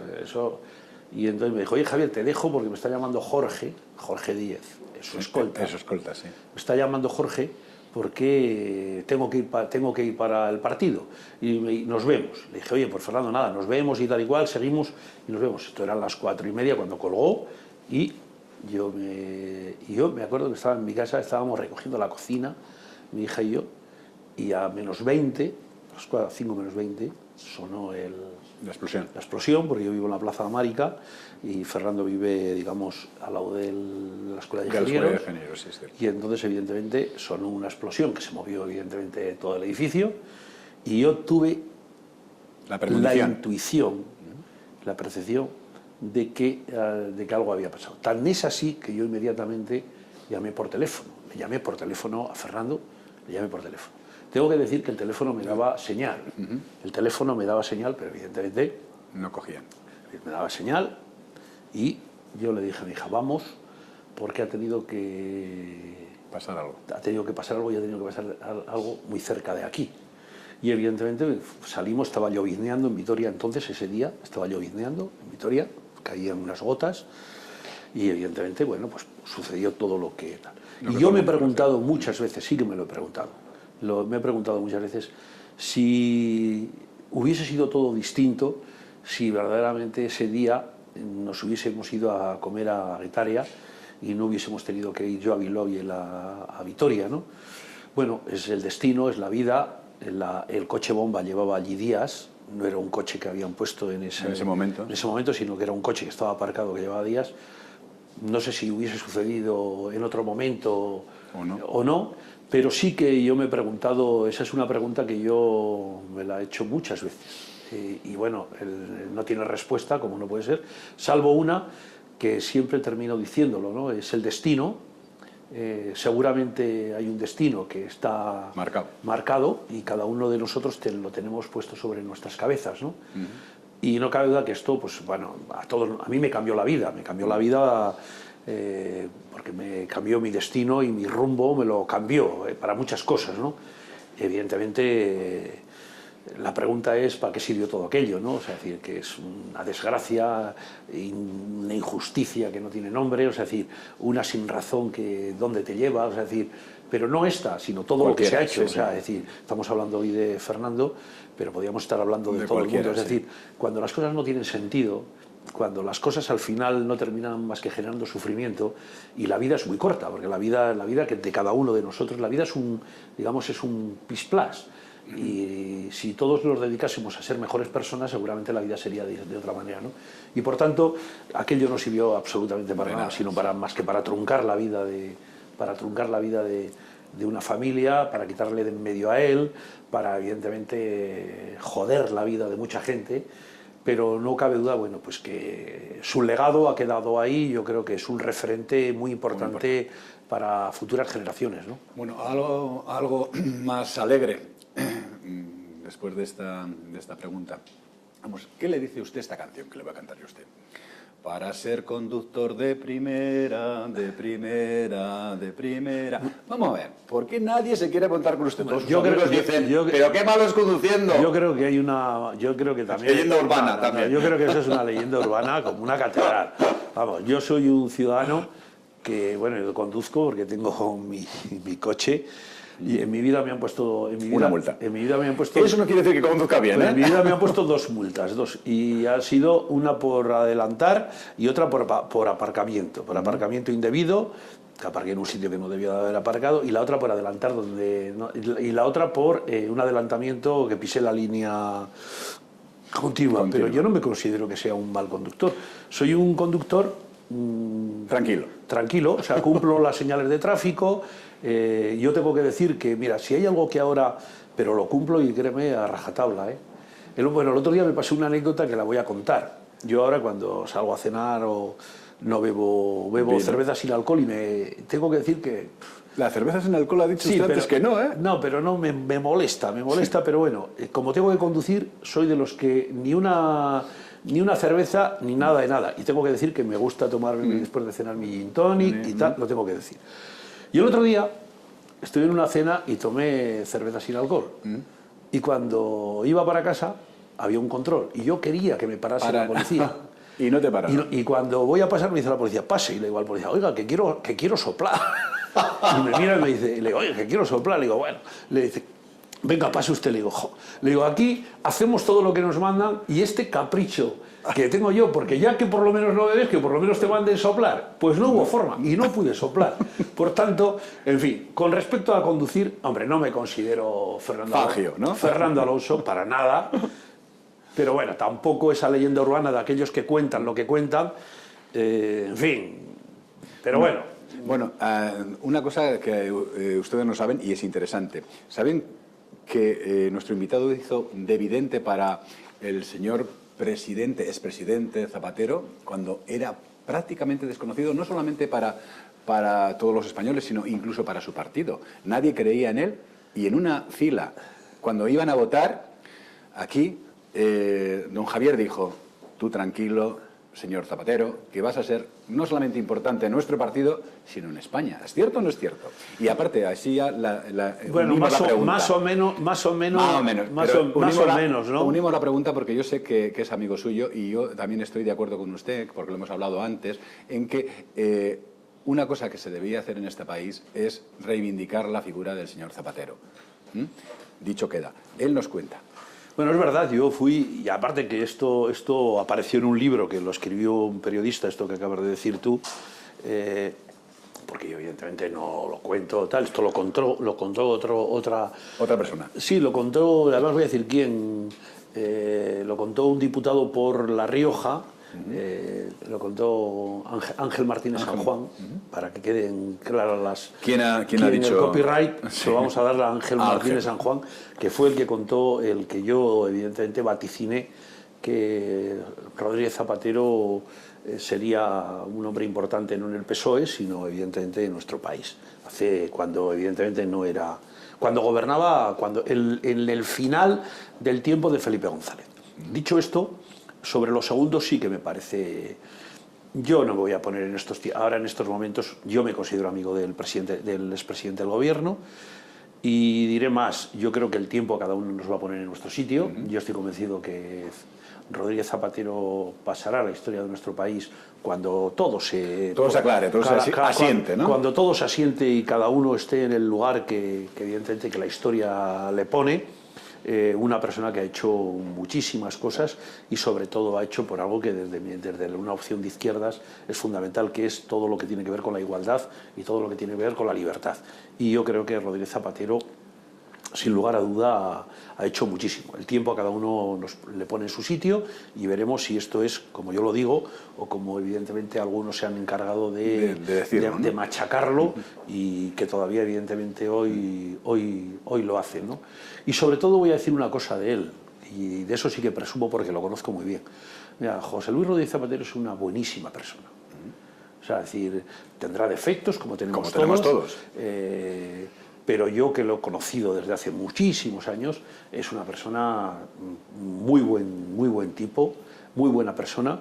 Y yo soy de los que creo que cuando a una buena persona le pones al frente de cualquier responsabilidad, cualquiera, la que sea, desde presidente del gobierno hasta una persona de celador en un hospital, no deja de ser una buena persona, al final se le nota porque marca estilo y marca tendencias, que digo yo, ¿no? Y en este sentido yo creo que Rodríguez Zapatero no es un soberbio, no es un altivo, no trata de estar todo el día dando los consejos a todos de cómo hay que funcionar, en fin, que no es como Aznar. Bien, esto está muy bien. Bueno, con la que está cayendo, ustedes saben mejor que nadie, la que está cayendo, ¿piensa usted que la monarquía debe ser o debe seguir siendo intocable o no? Yo creo que la monarquía se tiene que adaptar a los tiempos como nos vamos a tener, como nos hemos tenido que adaptar todos, ¿no? O sea, yo creo que la monarquía, a mí me parece, me califica mucha gente de promonárquico y yo tengo que decir que... Bueno, no tiene más que ver a esta señora que ha estado aquí. Bueno, es verdad que yo conozco, porque me ha tocado por mi responsabilidad, muchas conversaciones y muchos encuentros con el jefe del Estado, también, en menor medida con el príncipe Felipe, pero fundamentalmente con el rey me ha tocado muchas veces, ¿no? Yo tengo que decir que el rey es una persona, primero, muy informada, con muchas capacidades, con una intuición increíble y muy en el sentido de lo que sabe, lo que tiene entre manos. Dicho esto, con defectos y con virtudes, porque evidentemente cada uno es cada uno y ahí, bueno, pues en fin, ahí está el tema. Dicho esto, nosotros tenemos un modelo de Estado que es el de la monarquía parlamentaria. Sí. Yo creo que muy útil en el sentido de que ha ido bien y sobre todo por cómo somos los españoles. Los españoles somos como somos de blanco o de negro, somos de péndulo, o estás en un lugar o estás en otro. Quiere decir que cuando eliges a alguien, si no es de tu tendencia, a romper las piernas al día siguiente. Bueno, esto nos pasaría con un presidente de la República. Lógicamente. Que o sería de izquierdas o sería de derechas. Por tanto, los de derechas no podrían ver al de la izquierda y los de la izquierda no podrían ver a los de la derecha. Por tanto, ¿qué es lo que hace falta? Hace falta una institución, digamos, que modere, que sea el equilibrio total. Bueno. Controles, los mismos. Ante la ley, iguales. Eso es lo que tiene que ser. O sea, y a mí no me sobra la monarquía. Lo que quiero es que si el Parlamento, donde reside la soberanía del pueblo, se le ha puesto la lupa y está en la transparencia de lo que es, a partir de ahí, todos igual. Pero dicho esto, también la Iglesia, ¿eh? Lógicamente. Lo que no puede ser es que siempre hablamos de unos y a los otros los apartamos. La Iglesia en España también necesita de transparencia. Bueno. Y como necesita de transparencia... Con la Iglesia hemos topado. Es decir, cuando hablamos de la monarquía, hablamos de la monarquía, pero vamos a hablar del resto de las instituciones para ponerles la misma lupa. Y yo la misma lupa se la quiero poner también a la Iglesia, para que la Iglesia responda también de lo que no, evidentemente, responde. Bueno, la última pregunta, porque se nos ha acabado el tiempo, y esta vez quiero que se moje. No se va a mojar. Si llevo mojándome todo. Bueno, no, pero esta es mucho más. Toda la noche mojándome. Díganos un nombre que usted cree que pueda salvar este país. Me da lo mismo el color, el sabor o el olor. Pero no me vale que me diga usted Rubalcaba. ¿Por qué no? A ver, ¿quién puede creer? ¿No hay nadie que pueda salvar este país? Sí, pero a mí no me parece que... O sea, decir, pero díganos, no, porque igual le votamos. No, yo soy de los que creo que tenemos que empezar a creer más en los proyectos. O sea, decir, aquí no hay salvadores, aquí uno no salva nada. Aquí salvan los proyectos. Y lo que sí creo que hace falta un proyecto distinto, mucho más acorde a la realidad de lo que están reclamando los españoles, y al frente se pondrá la persona más adecuada, hombre o mujer. Pero el que crea que esto va de un ángel elegido para salvarnos y sacarnos de esto, se equivoca. Eso se lo dejo a Aznar, que ya nos ha dicho cómo hay que hacerlo, que ese sí que sabe cómo hay que hacerlo y cómo hay que arreglarlo. Yo desconfío de todas estas personas, yo desconfío mucho de esa gente. Bueno, pero ¿usted alguna vez ha sido inocente? ¿No? Porque... Mira, no me dejan ni hacerle... Es que se me ha ocurrido. Se me ha ocurrido unas... Venga, camarero, venga. Se acaba. Se me ha ocurrido unas magdalenas. ¿Qué tienen? Unas magdalenas. Que están... Ahora magdalenas. Pues, pero después de lo que nos ha traído aquí... es que las magdalenas... Álvaro, ¿nos traes unas magdalenas? Que tienen delante son especiales, ¿eh? ¿Por qué se creen que vengo yo aquí? Yo creo que voy a volver a... ¿Por qué se creen? Bueno. Al Pujanza. ¿Qué? ¿Están yo también. Pujanza. Se están cogiendo ya una cogorza. Pero no tenemos que conducir. Mira. Yo no me voy, no conduzco. Salud. Usted agua. Las magdalenas. Usted agua. ¿Agua? Avión de rocks. Pues no se marchen, porque ahora vamos a la publicidad, pero luego seguimos con la última parte del programa, La Rioja y sus bodegas. Sí. Con agua no se brinda, ¿eh? Y un momento, antes de Maná.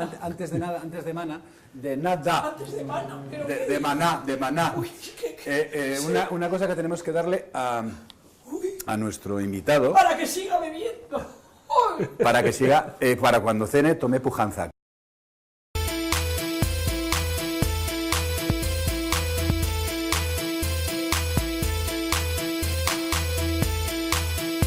Electrolavesa.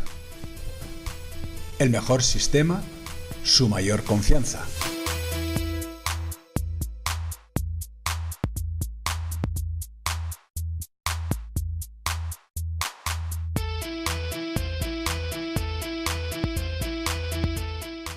Hola, buenas a todos y a todas, soy Álvaro del restaurante Andere. Este es mi lugar de trabajo donde cada semana vamos a elaborar platos del restaurante a nuestros invitados del programa Tu alma por una cena.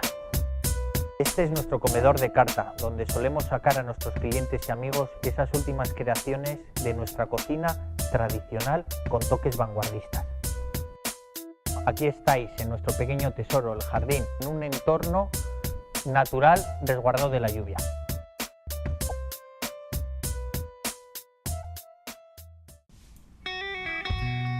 Piérdase para reencontrarse en los parajes. Si quiere evocar el pasado en un hotel encantador y moderno, Los Parajes. Por unos días no piense. Relájese y disfrute en un hotel mágico y especial. Los Parajes. Y en una villa monumental, La Guardia. Todo esto y mucho más en La Rioja Alavesa, su punto de encuentro.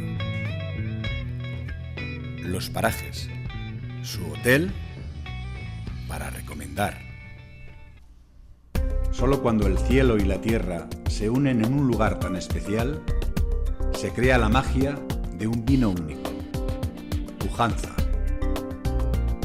Bodegas Pujanza. Una elaboración artesanal para crear un vino personal y genial.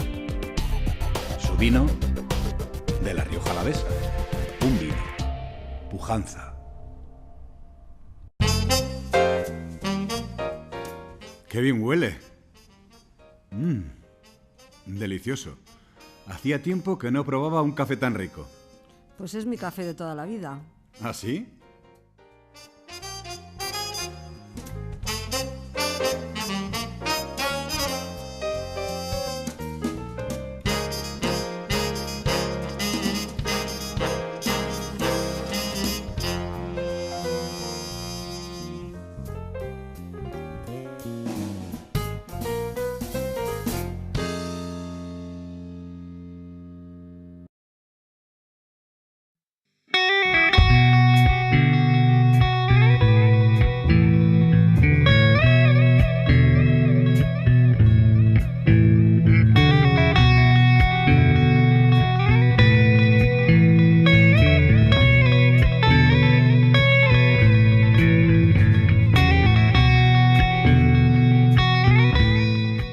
Buenas noches, señoras y señores.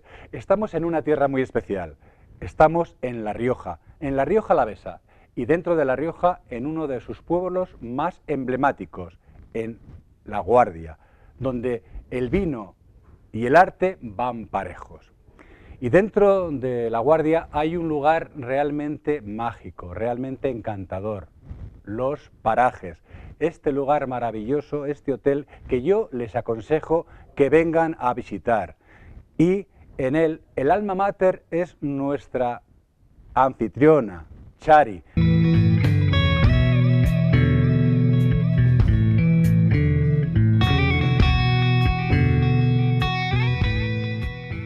Estamos aquí con Chari, el alma mater, he dicho antes, de Los Parajes. Y es cierto, ella ha creado un hotel de fábula, un hotel como un cuento de hadas. Y yo le quería preguntar algo muy especial a Chari. Chari, ¿es difícil conseguir un hotel con tanta clase como el tuyo en un lugar como La Guardia? Bueno, pues al principio ya sabes que todo son dificultades, pero luego cuando ya está ya hecho y organizado, no es difícil. Es el estar con el cliente, porque yo siempre he pensado que no hay que hacer un hotel. Esto no es un hotel, esto es la casa de todo el mundo que viene aquí. O sea, yo no quiero que la gente se encuentre en un hotel, que va a la habitación, que va aquí, no. Lo que quiero es que se encuentre como estaría en su casa.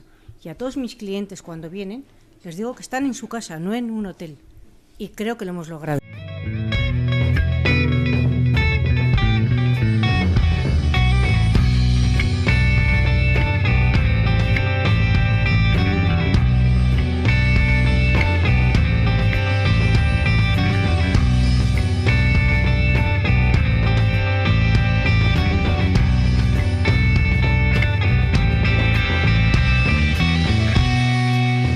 Y desde aquí vamos a mostrar hoy dos cosas. Primeramente, unas bodegas, Pujanza, y vamos a hablar con su alma mater, Carlos San Pedro, encantador, y nos va a contar un montón de cosas fascinantes e interesantes. Y luego nos vamos a ir a un lugar muy poco conocido por ustedes, La Barbacana, un estanque celtíbero del siglo III. Verán lo interesante que es. Les dejo con ello.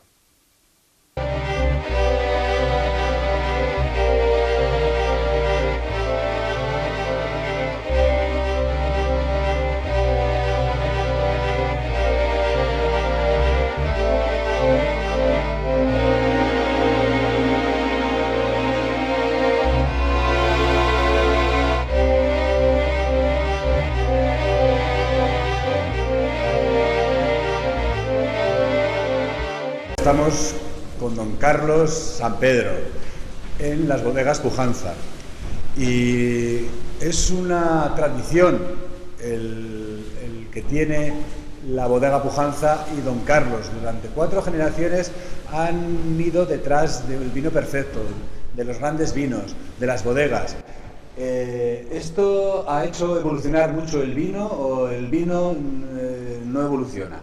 El vino, como todo, evoluciona continuamente. Hay mucha inquietud por parte de los bodegueros, por parte del consumidor, y al final el vino está evolucionando continuamente. Pero lo que sí que es verdad, que yo creo que la última evolución, lo nuevo en el vino es la vuelta hacia los orígenes, ¿no? La vuelta hacia atrás, la vuelta hacia mirar al viñedo, y estar centrados en el viñedo. O sea, lo que hacía mi abuelo es lo que ahora nos vuelve a gustar.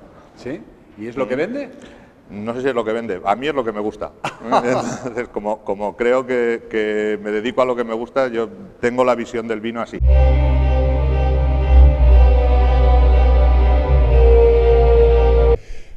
Pujanza, Puja, es un nombre muy especial y aquí don Carlos nos va a contar por qué quiere y puso ese nombre, porque tiene que ver con su madre.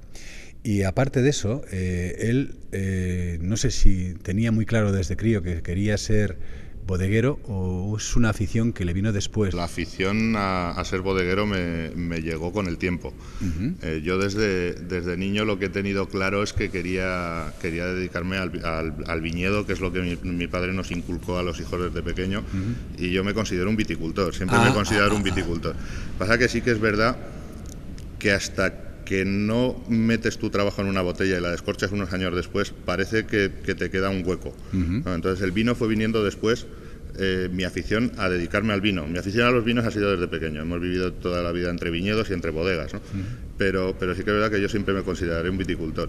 El tema del nombre fue cosa de mi madre, como tú bien has dicho, Pujanza. Dijo mi madre que era un nombre que le gustaba porque era una apuesta más hecha con el corazón que con la cabeza.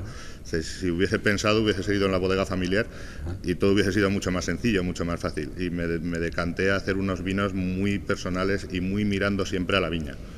Y a ustedes, porque el vino, vuelvo a insistir, es fantástico. Y vamos a hacer una cosa totalmente diferente. Ven ustedes que vamos a hacer una cata. Aquí, te mueves un poquitín, sí, para... tiene un aparatejo muy raro, que yo no sé cómo se llama. Pipeta. Pues con esto va a hacer una cata totalmente diferente. Yo me he quedado alucinado de ver este aparato, las 2 copas, aquí una cuba, que es complicado lo que vamos a hacer, y es un vino también que se puede beber o está sin hacer. ¿Cómo es este vino? Los grandes vinos se pueden beber desde que nacen. El tiempo los evoluciona y los hace más interesantes, yo creo que igual que las personas, ¿no? Pero el vino que es bueno desde vendimia, ya se le ve, desde uva ya se le ve que va a ser grande. Y desde que es joven se puede beber. Eso de que los vinos necesitan mucho tiempo para ser bebibles no es verdad. Los grandes vinos son bebibles desde que se producen, ya son bebibles. Lo que pasa es que el tiempo los hace mucho más interesantes y mucho más divertidos. Huele a fruta pura. Sí, la pena es que ustedes solamente lo pueden ver, pero no lo pueden oler, porque a ver cuando inventan una televisión que huela. Bueno, nosotros aquí en esta bodega lo que hacemos es cada parcela, cada tipo de suelo diferente, hacemos una vinificación, porque cada suelo es lo grande que tiene nuestra Rioja Alavesa, es que cada suelo aporta diferentes matices, diferentes cosas a los vinos. Esta es una parcela que a mí me tiene completamente enamorado, y es verdad que la gente que lo vea en la televisión no lo puede oler, pero lo que me gusta de esta parcela es que creo que nos desplaza a la zona de La Guardia, ¿no? Esa vegetación, ese monte bajo. Sí, huele a verde, huele a flores, pero a flores de primavera. Huele a flores, exactamente. Una cosa que no es muy habitual en los tempranillos, que solamente se puede encontrar aquí, ¿no? Es una cosa que cuando me viene la gente, los extranjeros, que nuestros importadores, dicen que parece una Pinot Noir, no parece una tempranillo, pero es lo grande de la tempranillo, ¿no? Una variedad muy delicada que es capaz de trasladar a una copa absolutamente todas las cosas.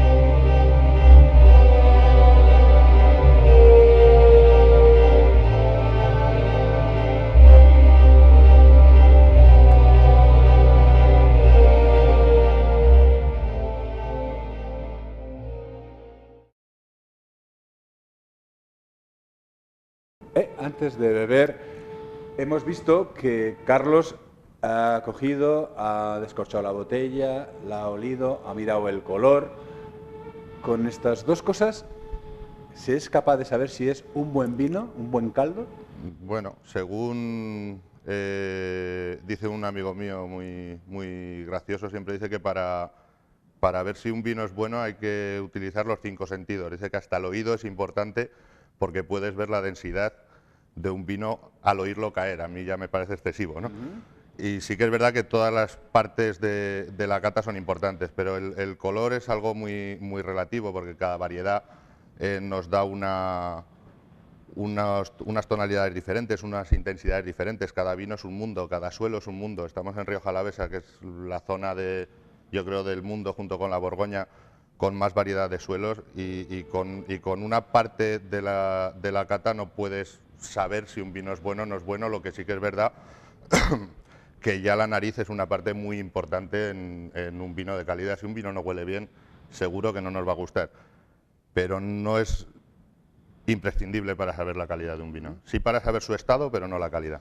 Bueno, lo que sí que saben ustedes es que están oyendo rugir el viento. Estamos en un día muy extraño aquí en La Rioja Alavesa. Esto no pasa muchas veces, pero hoy, curiosamente, sí. O sea que si ven ustedes, oyen ustedes ruidos, saben que la culpa no es nuestra, que la culpa es del viento. Pero tiene su encanto estar en un sitio así, con un cielo tan negro y con retazos de sol.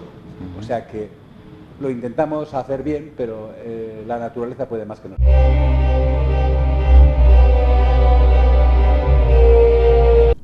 A ver, Carlos, ¿es rentable ser bodeguero o hay demasiadas horas, demasiado trabajo, demasiado amor, demasiadas complicaciones para que un joven de hoy en día se decante por un trabajo como este? Y si esto es así, ¿usted cree que sirve cualquiera para ser bodeguero? Yo, por ejemplo, me encantan los vinos. Con que te guste un vino, se puede ser bodeguero, tener una bodega y fabricar caldos como este. Bueno, el tener una bodega se puede tener, como decía mi padre, cada uno puede dedicarse a lo que quiera. Pero sí que hace falta, para tener una bodega como esta, como tú has dicho, hace falta mucha pasión, ¿no? Son bodegas muy pasionales, no es una bodega habitual, no es una bodega de números, no es una gran bodega. Es una bodega donde el viñedo es una parte muy importante, entonces tienes que conocer muy bien el viñedo, tienes que conocer muy bien tu zona y sobre todo, como te digo, ser muy apasionado en tu trabajo. ¿Rentable? Pues rentable, a ver, vivimos, ¿no? Más que sobrevivimos, vivimos y no vivimos mal, porque el vivir haciendo lo que de verdad te gusta creo que tiene un valor que no se puede calcular, ¿no? Levantarte todos los días de la cama con ganas de entrar a trabajar es una maravilla. De venir aquí y disfrutar de estos vinos maravillosos, porque la verdad es que el vino es fantástico.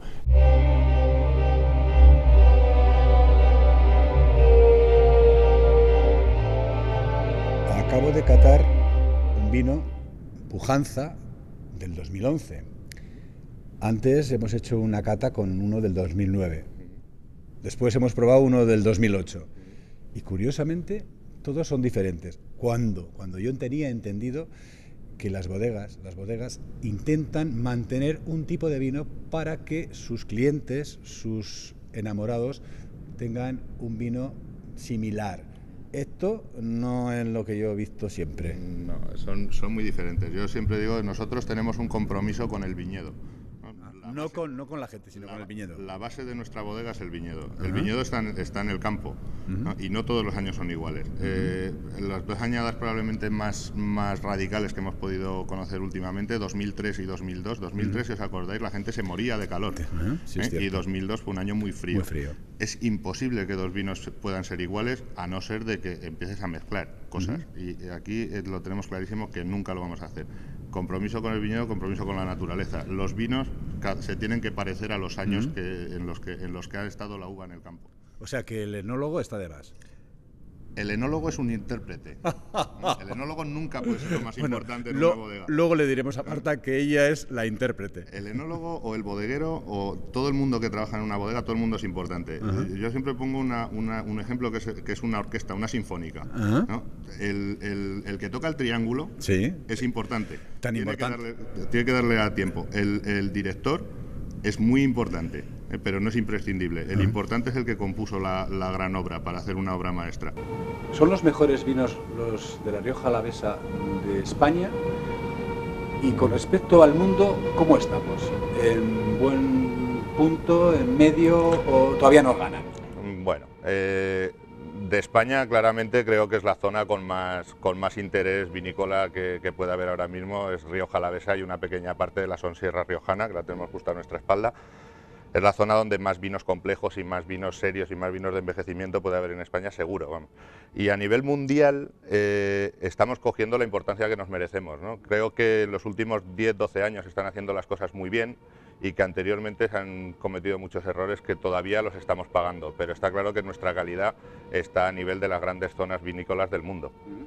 O sea, que eso de tener un top como vino, o sea, tener un 100, se da en muy pocos casos, y usted tiene vinos con 100.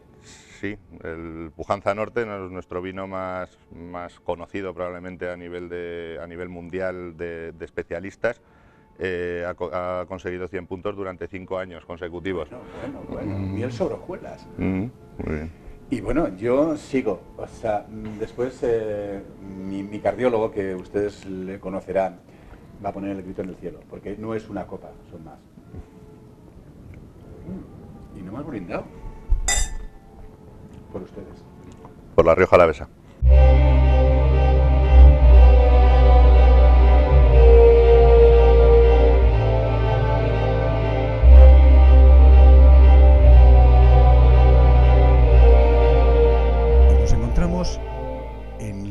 Celtibérica, y estamos en la Barbacana, un estanque en el que cabían 300.000 litros. Vemos ahí una figura, una sacerdotisa con un peplum blanco con orla roja que se dedicaba a lanzar al agua monedas y otro tipo de objetos para satisfacer a los dioses.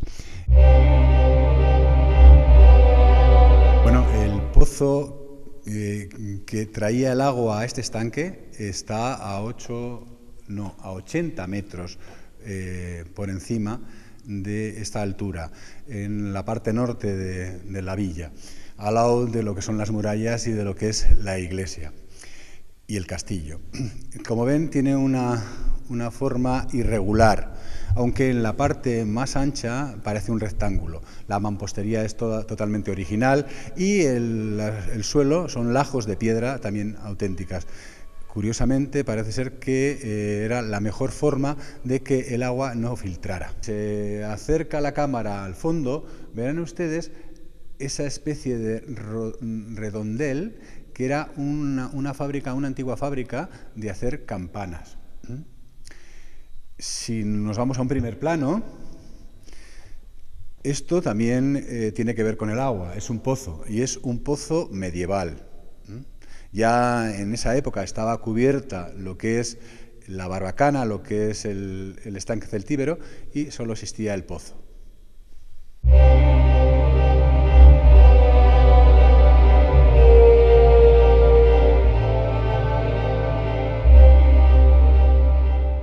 Bueno, pues aquí pueden ver 3 de los primeros pobladores de La Guardia, de la zona de La Guardia. Nos vamos a un celtíbero, un pastor celtíbero.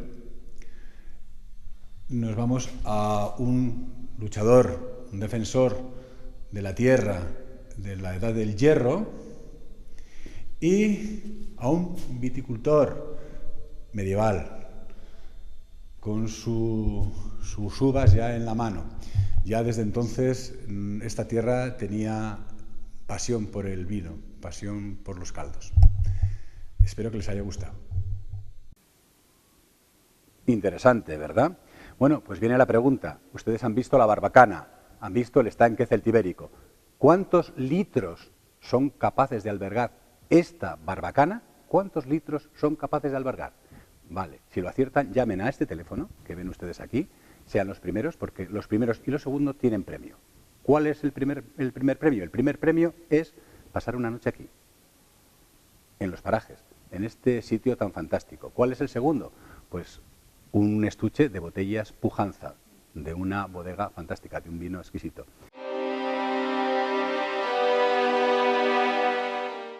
Ah, ¿siguen ustedes aquí? ¿No se han ido?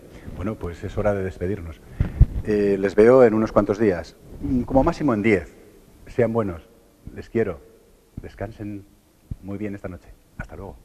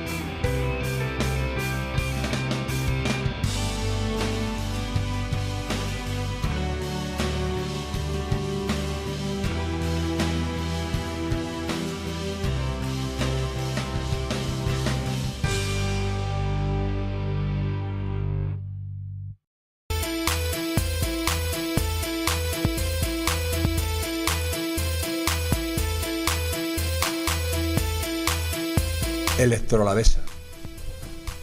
El mejor sistema, su mayor confianza.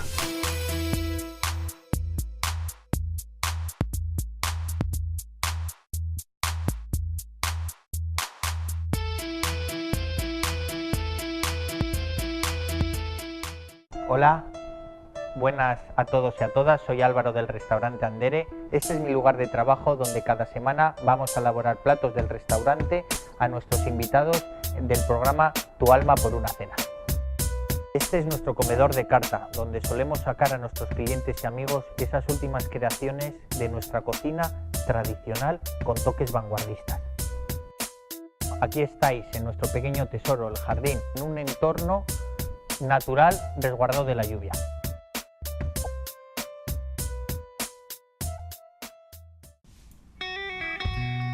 Piérdase para reencontrarse en Los Parajes.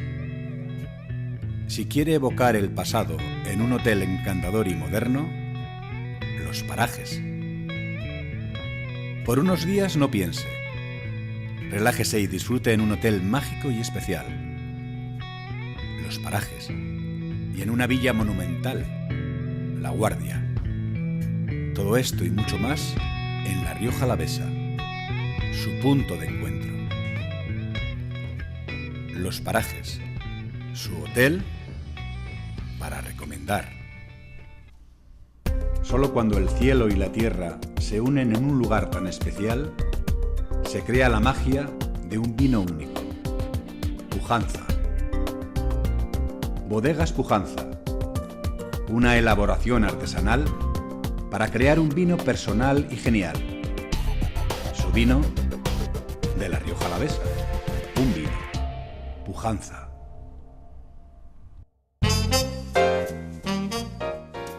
¡Qué bien huele! Delicioso. Hacía tiempo que no probaba un café tan rico. Pues es mi café de toda la vida. ¿Ah, sí?